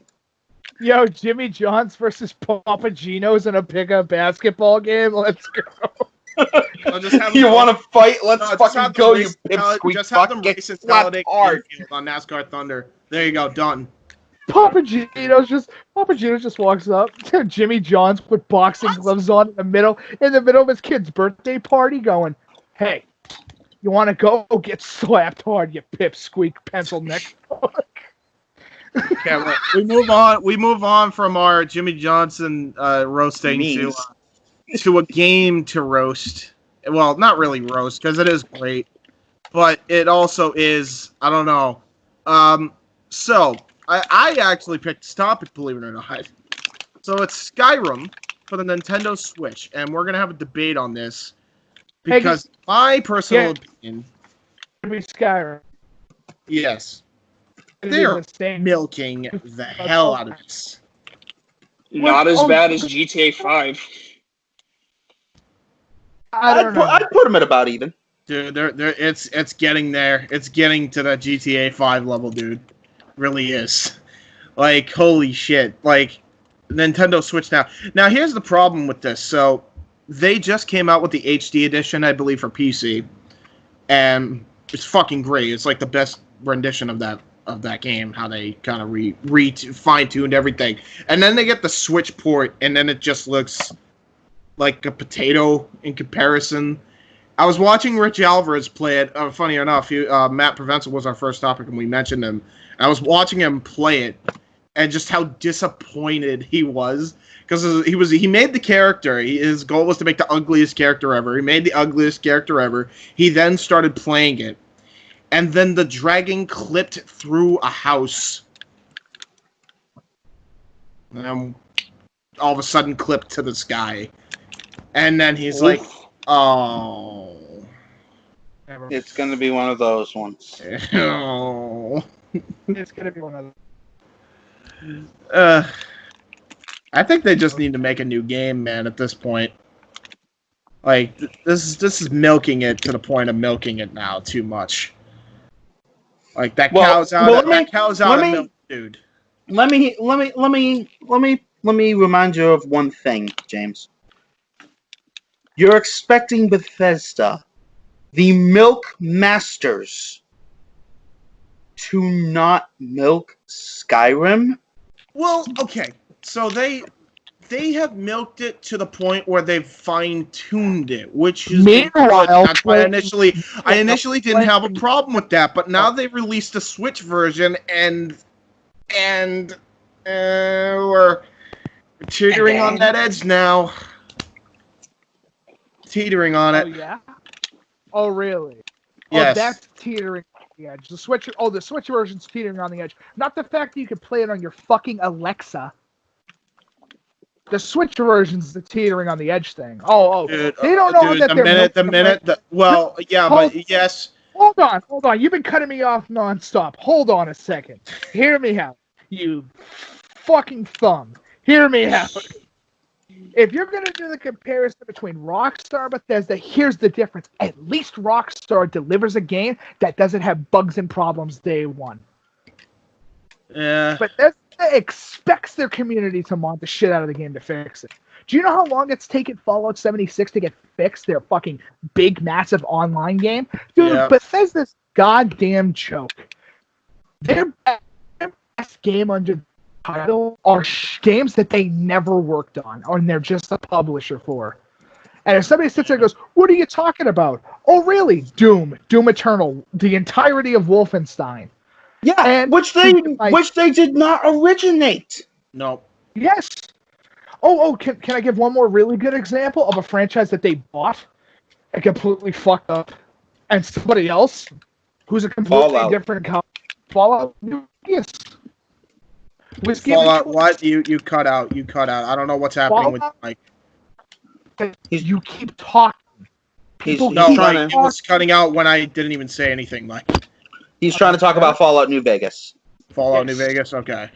Yeah, that's... Fallout New Vegas, which is an incredible game, was not made by Bethesda. It was made by Obsidian. It was made by Obsidian, a company well known for crunch time, because they had crunch time, and the game was buggy, and they fixed it within the first couple weeks when it came out.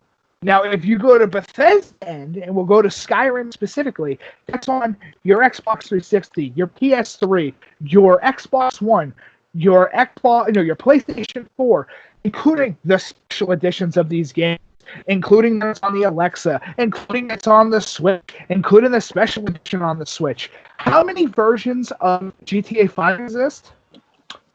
Yeah. One. Very One true. fucking version of this game exists. It's on all these platforms, and it's one game. Here's the sad part about it as well, Mike, and you can even agree with this, and I'm not even that hard of a gamer. The only reason Skyrim has lasted this long is because of the mod creators. That's the only reason. That's the only reason they've lasted as long as they have. James, that's the only reason why Matt plays Skyrim. I know he does. That's the only reason. And if somebody sits there and goes, well, you should be playing these games on a PC.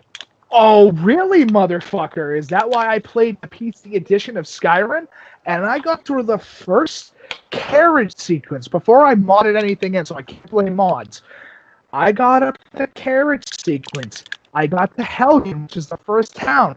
The game crashed as soon as the first dragon landed on the ground. I went, well, fuck this. Fuck this. If I have to fix your piece of shit game to make it work properly, then it's not worth my goddamn time. I think the only reason you played it was because Lillian had it or something for the mods, right? I played the original Skyrim for the fact it was the big game. That was game of the year when it came out for very obvious. It's a huge goddamn world. But if I can give a really good example of how Bethesda doesn't know how to make a video game anymore, besides using the obvious Fallout 76, in Fallout 4, you can't even get into the main city of Boston before the game starts crashing. You can't even get into Boston. Where does the game take place again in Fallout 4? Massachusetts? Massachusetts, yeah. Massachusetts, yeah. And I can't even get into the major part of the city. I can't even get into Boston without the game constantly going. You can't even get into Fenway Park. What the fuck? I can get into Diamond City. No problem. But as soon as I leave Quincy and I'm on my way to Boston, game fucking crashes. And game fucking crashes hard. I mean, we're talking about back to the main menu crash. We're talking about this game had such a problem on PC and console that as soon as you get to the city, dead. These games were made for PC and they are shitty console ports. I did not expect that we were going to have a rant on the developer of the game or the / publisher. It's not what I expected. I thought we were just going to debate on if they should stop re-releasing Skyrim. Listen, fuck Bethesda and Todd Howard. The fact that this stupid fucking game this game's going to go up to the PS5. This game is going to go up to the next generation of shit. I hope you know. We all know that Skyrim is going to be ported to everything else. Well, I mean, hell, if they already released a PC remastered version, which is like the best incarnation of that fucking game, I guarantee you they're going to release it on the PS5 and Xbox Series. Skyrim remake edition. We're just remaking remaster. Remaster. And this time return the map. Return what you have stolen from me. And now you can use even more mods, such as Thomas the Tank Engine being fused with Man Randy. You know what? I would totally play that mod. I'm sorry. It's already a thing. I'm doing it. I'm surprised you wouldn't go with the Macho Dragons. Ooh, maybe. But anyway. Macho Man Randy Savage in the sky screaming at you. Yeah! Go for the Macho Man, the sky is the limits! As shit as Bethesda is, apparently, now it was news to me how shit they were. I would much rather play Skyrim, at least for the mods. I can deal with a glitchy night if you could have a mod like Macho Dragons and Thomas the Tank Engine being a fucking dragon. Speaking of nights... Except it doesn't work. Yeah. Speaking of nights, the Anonymous ones releasing a playable version of a demo for Chris Nolan's The Dark Knight trilogy. Well, okay. Specifically, so I nicknamed them the Anonymous ones for I do not want to put the developer up in the limelight right now for the fact that they don't have anything really out there yet, and I don't want to be that guy to be like, oh yes, so such and such developer that's working on this, because I don't need fucking Warner Brothers to get on their ass instantaneously. Right. Yep. So, way back in the day, before your Arkhams, before the 50 billion Batman games that already exist, there was a somewhat playable version of The Dark Knight. It was going to be one of the best movie tie-in games for the fact that the company that was working on it was actually trying to figure out how to make it work. The problem came in is when the original Dark Knight was coming out, it was the transition from the PS2 to the PS3. So it was, how the fuck do we... So it kind of got fucked. If they're planning on releasing this demo, they got to release this demo now, because like PS4's life cycle is almost up. Like PS5 is coming out soon, isn't it? James, let me finish, and then you can understand everything that's going on. Instead of they're gonna put it on consoles. You're an idiot if you think that. Oh, okay.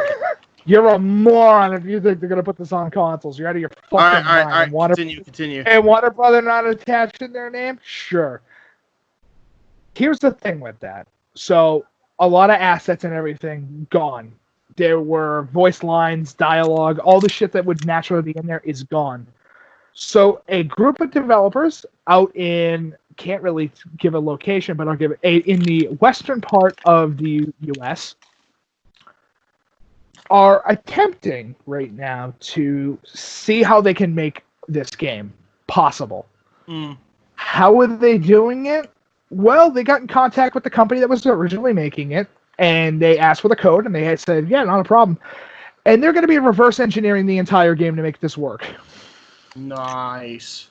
Which is going to take a long time. And they said, we have no problem using assets from Arkham Knight. And I go, if you give me Christian Bale Batman fighting the Heath Ledger Joker in the Batman Arkham Knight combat system, I don't think I'll ever play another game again. I will just be sitting there. Game of the millennia, right there. Oh yeah, it will be fantastic. So I wanted to give the spotlight to them because to our good friends, the anonymous ones, keep doing what you're doing. I've seen little bits and pieces of what they're doing. And I'll say this, they even got the, do you remember the fucking triangle blades that shoot out of the wrist? Yep. Mm-hmm. They got that to work properly. Oh shit! And it's used to pin enemies up against walls.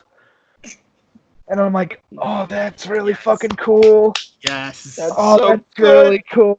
So you shoot them up against the wall, and then you start just throwing haymakers. And I'm like, yes. Oh, can we do it on big guys specifically? I want to fuck people up now. Do it on Bane. I don't know if it'll work on bosses, but... Oh, I mean, if you're going to do it on anybody, it's got to be the Joker. Because he's going to take a punishment. Honestly, from what they said, they don't want to turn the Joker into a boss fight. They want to make him into a puzzle. Like, you have to get to him, which is the bigger problem.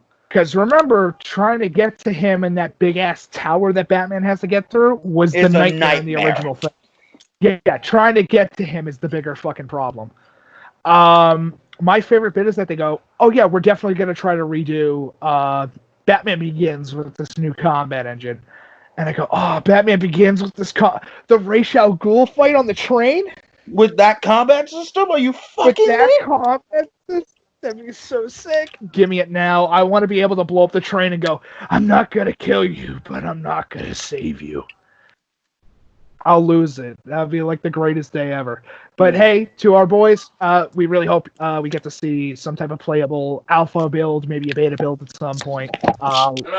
And just send us some information because we're really interested. We are very much interested. And honestly, this sounds like it could be a really good idea. Well, we move from a really good idea in concept to what might not be such a good idea in concept, but it's definitely interesting to talk about. Does anybody remember 38 I don't know about Studios? that. I don't know about that actually. I don't know about that. Well, let's lay out the topic and then we'll decide. Does anybody remember 38 Studios? Yes. That one. I know what they are because Mike told me what they are. It's Kurt Schilling's video game company. Yeah, you wouldn't expect a professional pitcher to start a video game company, but that's exactly what happened. They released one game, Kingdoms of Amalur Reckoning, and then the studio went under because apparently, at least from what I understand, Kurt Schilling was a fucking moron with management. Well, obviously, because he's never had a video game company, and this, proves the rule of if you don't know how or even how the business works, stay away from it. Yeah. At least learn how this shit works before you're gonna get into it. Okay. Well, go ahead. If you're going to get into something like this, and we hope that if you hear this out there, that you're like, maybe I'll give it a try and see what happens. Please do us a favor and do some fucking research. Please, it's so important. I know I sound like a child when I say this, but don't do what he did. It was so stupid. It was such a dumb idea that wasn't going to work.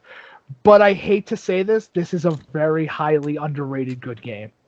Yeah, Kingdoms of Amalur Kingdoms of Amalur Reckoning was pretty well received when it was finally released. And despite Kurt Schilling I guess a big part of that was due to the fact that somehow, even though Kurt Schilling knew nothing about making a video game, he somehow managed to get Todd McFarlane involved. And now they're gonna get it remade by THQ Nordic. The Re-Reckoning. Such a fucking meme title, but hey. So, you know what? It works for a meme game. So two dead-ass companies. I mean, THQ is dead. THQ Nordic is not, but THQ as a base company is dead. So it's kind of crazy to hear that this is somewhat coming back. And I showed a couple screenshots to Nikos a little while ago. You have, yeah. The armor sets look really fucking cool. And the world itself looks really interesting. Yeah. Well, it's done by a professional writer whose name I'm sorry to say escapes me at the current moment, but wrote about 10,000 years of history for this fucking game. Yeah. 10,000 years of backstory for this game, which is very impressive. And for the record, I'm not gonna edit this in. I'm gonna screen share though, so we can actually show this off. These are the graphics for this remaster, I believe, by THQ Nordic right here. So yeah, it don't look bad. R.A. Salvatore, that's the guy. Yep. Yes. Who's worked on a whole host of stuff, including a couple Star Wars books that are very fucking good. Yes. The Attack of the Clones novelization, I believe, was done by him. Yes. And it's excellent. Absolutely excellent. Give it a read. Yeah, I agree. Here is the game cover, and this is the art. I believe this was done by Schilling himself, too, if I'm not mistaken. It's done by McFarlane, you can tell. Oh, yeah, I'm sorry, yeah. Yeah, McFarlane did all the art, and it looks like Schilling, a McFarlane design. It's great. Schilling was just kind of there. Yeah, fair enough. So, yeah, there it is. If you guys want to check it out, there it is. See what you think of it. I definitely recommend it because THQ Nordic is doing it. THQ Nordic is a good studio. And now we move on from one studio that's great to one that sucks fucking chode. Oh boy. Well, yeah, you know what? We were going to talk about this. We were going to talk about this last week, but we ran short on time. So screw it. We're doing it now. By the power of anger. Yeah. Here we go. Mike. I have the power. Use EA. All right. So we're gonna play this full video. Everybody, check out Battlefront Night. This is who we got the video from. So yeah, here we go. $700 just for that. Alright, so of a guy unlocking Galactic Legend Ray, and apparently this guy had spent over $700 just for that one version of Ray. If my tone didn't give it away, because of this, I don't play Galaxy of Heroes. I do think that everyone out there is a big boy and can decide how to spend their own money, but personally, I have no interest in pouring money into a mobile game. This tends to be the case with a lot of mobile games I try out, but I remember downloading Galaxy of Heroes when it first released in 2017, playing it for a few hours before realizing what I was getting into, and promptly deleting it, forgetting about it completely. However, many people still get a lot of enjoyment out of Galaxy of Heroes. Much like playing Battlefront 2 is something I love doing. It never really mattered to me that some people didn't like Battlefront 2, because I do, flaws at all, and I'm sure the same is the case for Galaxy of Heroes fans. With that said, you would think that Captial Games, whose primary focus is Galaxy of Heroes, would treat their dedicated player base well. I mean, you don't want to alienate the people who are actually supporting your game. Even if you are going to milk them for every single penny possible with some of the most predatory microtransactions in gaming history, I have no idea. EA Sports Company with the most predatory microtransactions in history. Gee, not shocked there. Anyway, continuing. In gaming history, I have no idea why you'd want to actively be awful to your community, but apparently that's their strategy, and it's a bold one, and I don't know how it's going to work, because the way they've been treating their community of content creators is downright disgusting. The reason I wanted to talk about this today is because I feel like that community of creators kind of exists in its own little bubble, and I wanted to spread the word of just how petty this studio is outside of that bubble. Now, I'm going to have all Galaxy of Heroes YouTubers I reference in this video linked down in the description, so feel free to support those guys and check all of them out. But anyway, let's dive into this rabbit hole, which is an absolute show. The top creator in that community is a guy named Arnold, who has clearly been specifically targeted by Captial Games this week, and as I looked more into the past year or two of history with this studio, it's clear that his situation isn't the first like it. Arnold, along with some other Galaxy of Heroes YouTubers, has been occasionally critical of the game over the past few months, and Capitol Games apparently didn't like that criticism and took it as an opportunity to target him specifically.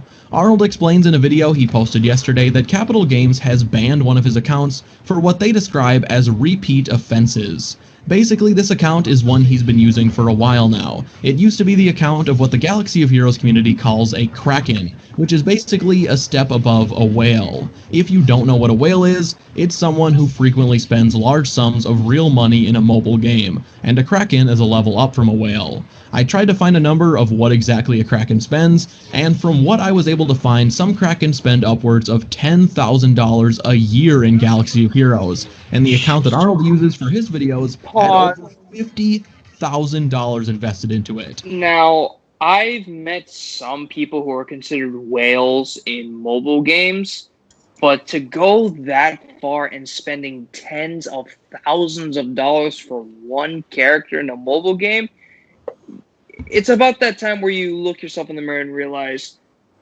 I need to go to Gamblers Anonymous.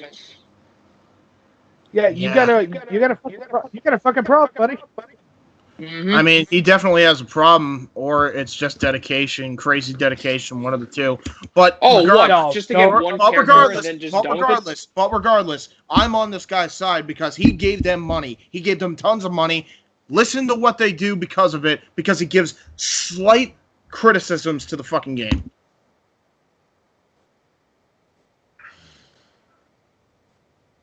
Well, we would if we could hear it.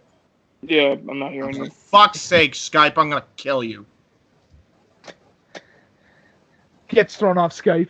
Skype. The moment Discord comes out with a fucking recording feature, we are switching off this piece of shit app by Microsoft. I'm serious. Talk about companies that suck. Anyway. Just to clarify, that's 50,000 real US dollars, not Monopoly money or V-Bucks. Anyway, when Arnold reached out for help with a bug he was experiencing on that account and gave them his exact username, Capitol Games took that as an opportunity to outright ban his account, and when he tried to get an explanation, the reason they gave was complete bogus, saying he wasn't allowed to use that account.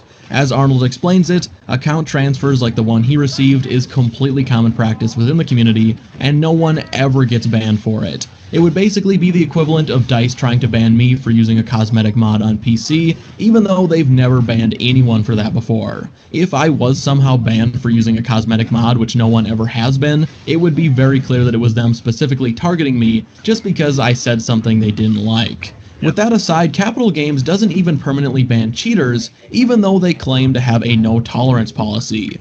They'll ban a guy like Arnold who helps the community in a major way with his videos and content, yet give cheaters second and third chances.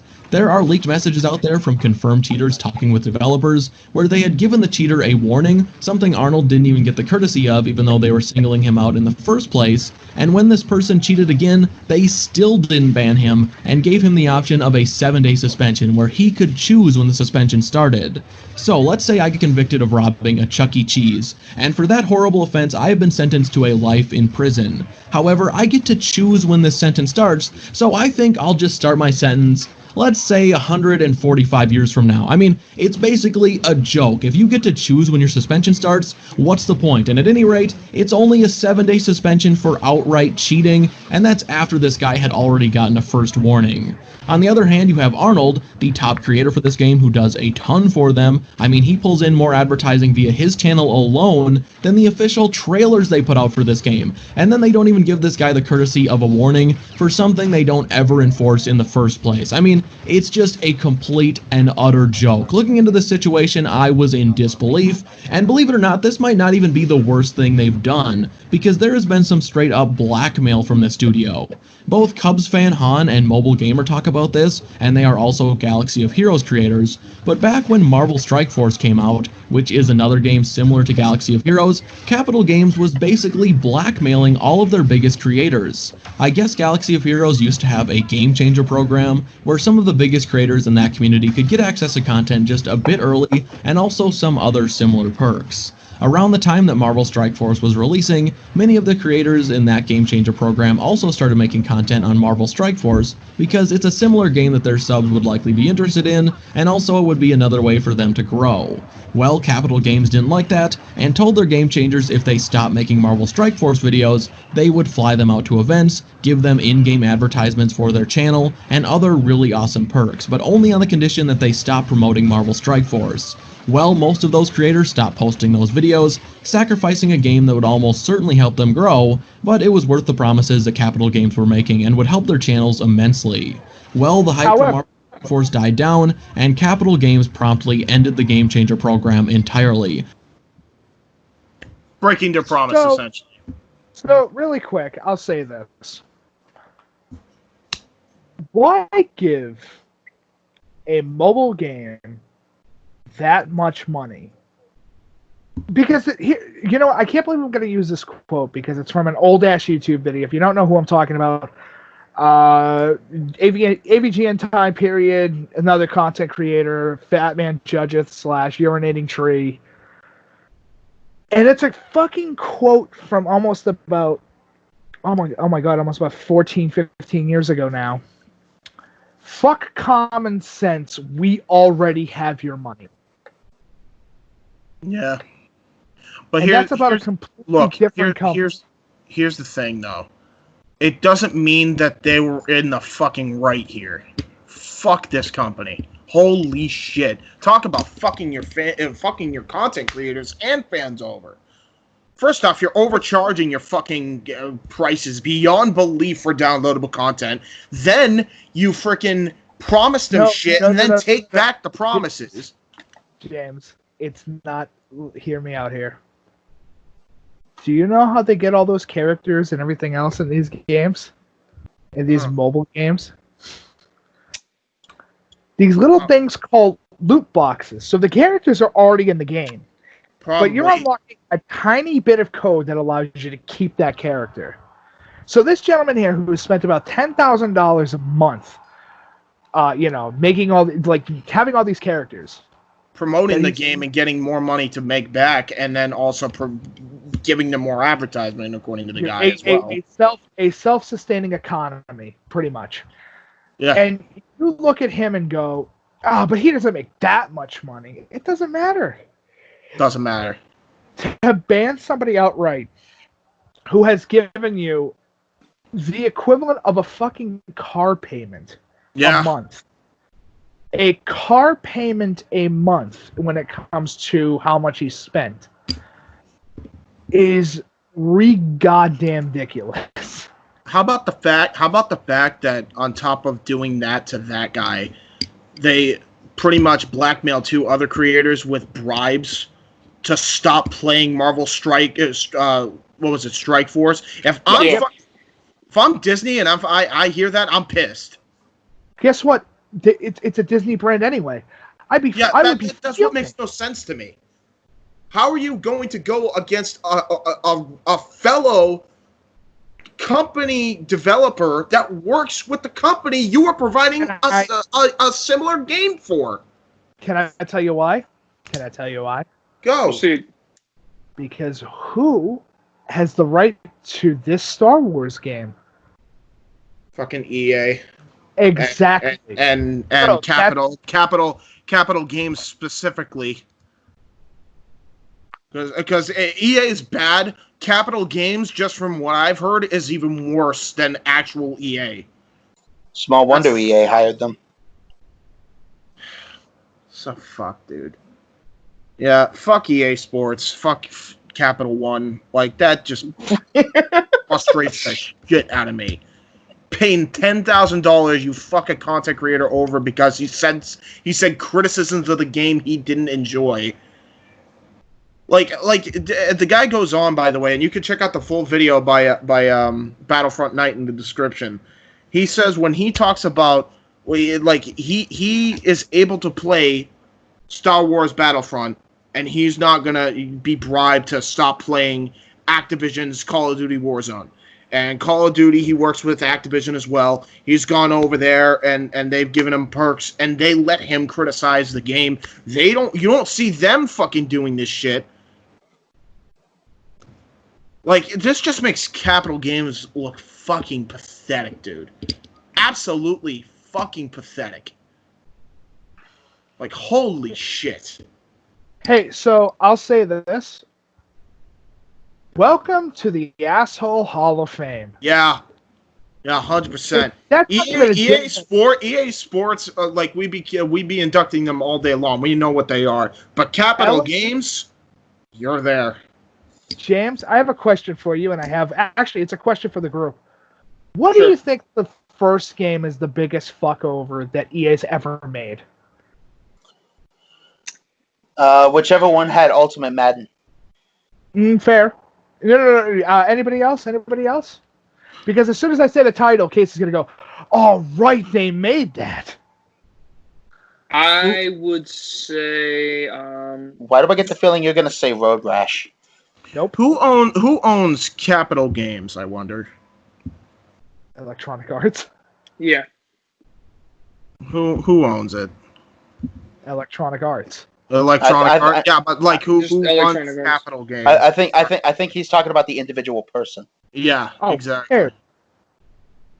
It's not about the individual person. It's the company that's behind that company that is learning all that. So EA Sports. It's EA. It's just EA. They're not called EA Sports. It's just called EA. They're Electronic Arts.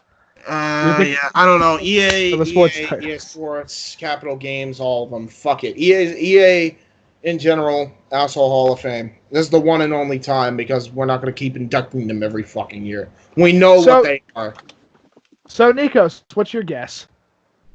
I would say I guess you could say revamped version of Battlefront, the first one. That's fair. James? What, for games? Star Wars games? Yeah. No. What do you think's the biggest... Go right ahead, Casey. If you're going to tell him, go right ahead, because I know I'm going to get cut off. What do you think was the first big fuck over that EA made? Battlefront. Easy. Ha! Well, Casey, you're all wrong, because it's a little title called Dark Castle. That's fair. That's way back in the Sega Genesis days. That's even on the... Dark Castle's one of the first piece of shit games they've ever made.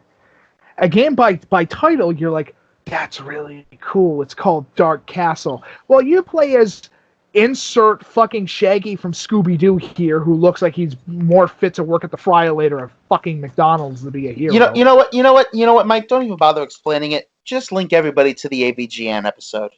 There you go, done. There you go. There it is, down below.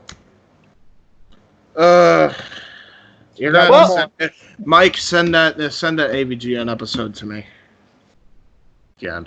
I will. No problem. Well, on a brighter note, we go from a shit developer to a very well-respected developer. So we go from this is our last developer to great developer. I believe this is our last topic for the night as well. Yes. That's literally what Casey said. James, that's literally what I said. Well, good developer to shit developer to great developer. He didn't say that. Oh, fuck you for trying to be different and failing. That's all I ever do, Case. That's not exactly what you said, but I'm going to say it kind of differently because I can't. You know what, Mr. fucking Silver Spoon in his dick? Stop. I mean, that sounds painful. I hate to tell you this, but that doesn't happen. It's not there. I was gonna say that's because the camera is full close up on your face. Well, no, I'm looking at it. I don't see a spoon in it. You know what, James? Maybe you shouldn't tell everybody at home. I'm looking down at my crotch right now. Just want to let everybody know what's going on. I'm not just looking down. I'm pretty sure I'd have felt it for your pleasure. I'm pretty sure I'd have felt it by now. For your audio pleasure. Anyway. So apparently Square Enix is preparing to announce several games planned for E3 this summer. Or at least what would have been E3 this year. Yeah. I think that they should make I'll read this one. Well, they should be doing their own convention anyway. Yeah, right. So this comes to us. Let Mike talk. I think it's just something to do with your mic for some reason, Mike. I don't know what's going on. No, it's because of my connection, which means, dude, this happens in every single episode. I try to say a goddamn word, and then somebody says something, and I'm gone. Yeah, all right, continue. I'll let you speak. Go. Yeah. At this point, Square Enix should just hold their own Nintendo-style event anyway. Squarefest? No, they should. Honestly, they should hold their own Nintendo-style event where they just announce new stuff that's coming out. Instead of, I think E3 is a fucking stupid thing anyway. Oh, here's the one stage of the world where you get to talk about everything that you wanted to. Who cares? I would rather see something interesting. I mean, I feel like PAX East has done it better anyway for years. Well, PAX East is not about showing the brand new game. It's more of here's the play test / demo of this game. Yeah, like they actually let you experience it, and not only that, but it's not just about the games either. They like to have variety of shit, and it's like, I wish it was the same, with E3. Yeah. So if you want the better experience overall, I think we can all agree you go to PAX. Yeah, absolutely. Just go to any convention at the end of the day. Just go to a convention instead of sitting your time at home watching trailers all day. Even though I know somebody's going to sit there and say, well, you guys probably got super hyped during the DMC5 trailer. Absolutely. But we absolutely did. E3 should be for, here's the big games that are coming out, not here's the 20 indie titles that are going to be appearing on this console tomorrow. And we're all like, oh, okay. Great. Okay. Yeah, right. So what did anybody start reading this or I was about to. Let's have at it, Case. So this comes to us courtesy of Austin Wood via GamesRadar.com. And the subtitle is, perhaps we'll see more Project Athia. I certainly hope so.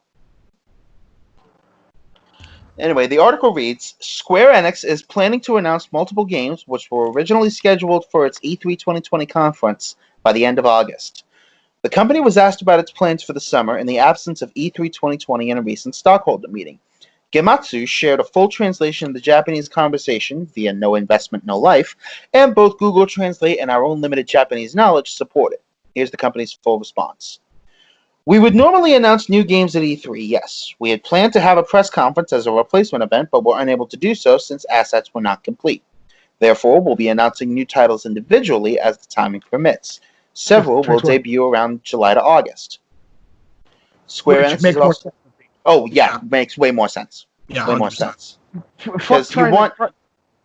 Fuck trying to show everybody a whole bunch of shit. Just show them what they want to see. Yeah. Show one game individually at a time. That way, each individual game gets its own chance to shine and be shown off properly. Yeah, 100%. Anyway, continue, Case.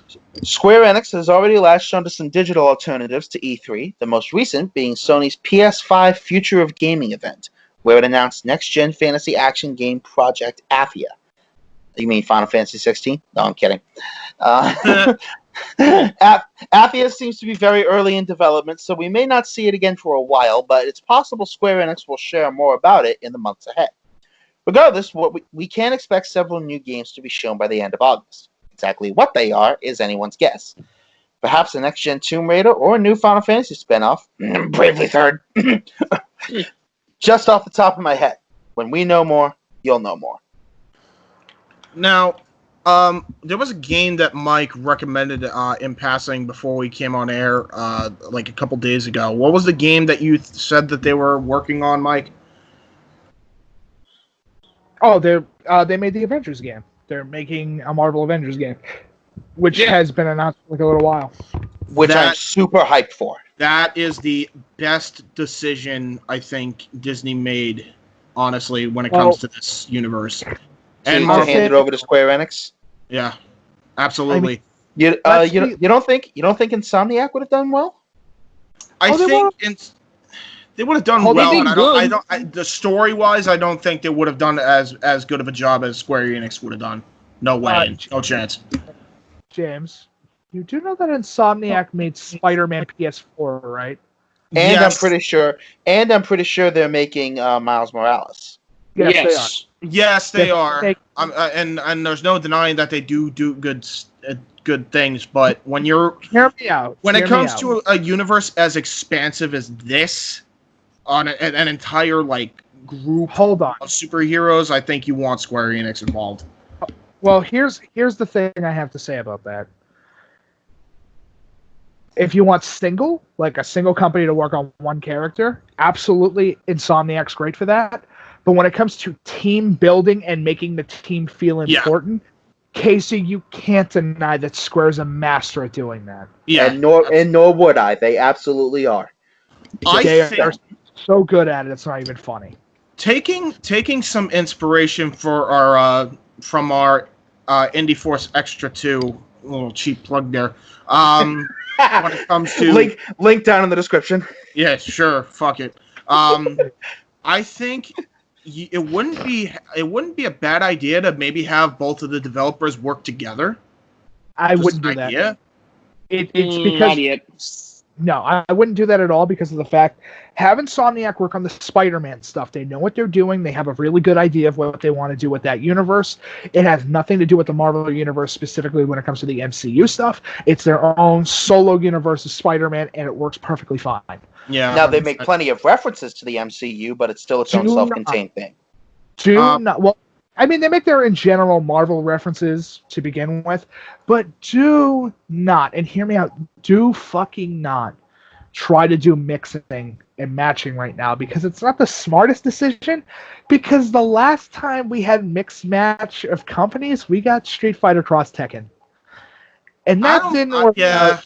That didn't work out super well, if everybody remembers. Yeah, right, true. That was kind of a critical failure.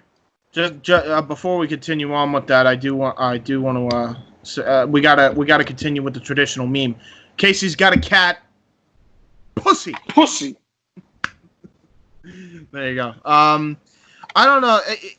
I feel like it would be different because I feel like both companies would be after the same venture in this case, where they want to create the best out of everybody. Like. Because, as you said, they're great with singles characters, the other developer, but I feel like Square Enix is best when it comes to team story writing. So if you have, what was the developer? Insomniac. Insomniac. If you have Insomniac work on the single characters' stories, and then you have Square Enix mesh that together with the whole general arc, I think you can get a great game. No, I wouldn't do that.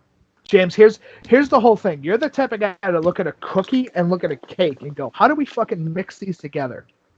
And I'd be able to do it. In actuality, it's more of hot sauce and a lava cake. Don't mix them. It won't work properly. Even if you want to try as hard as you want. You can make a cake? What do you mean? You can absolutely make a cookie cake. No. You could make a cookie big enough to be a cake, but no. No, but you didn't hear what I said to begin with anyway, because I'm not shocked about that. Insomniac's like a hot sauce. Okay? It's a really good fucking thing. It will sit on your tongue and last for a while, and it has a really good potency to it. Where with this by Square is it's like a chocolate lava cake. Don't mix them together. I don't know, man. It feels. One's a very well prepared mixture that is just well tasting and will work and is very, very fucking. It's such a good stomach setter. And the other one is hot sauce. Insomniac is hot sauce, with Square Enix is a lava cake. I mean, fair enough. This really familiar external layer, but inside is the good stuff. I mean, this is coming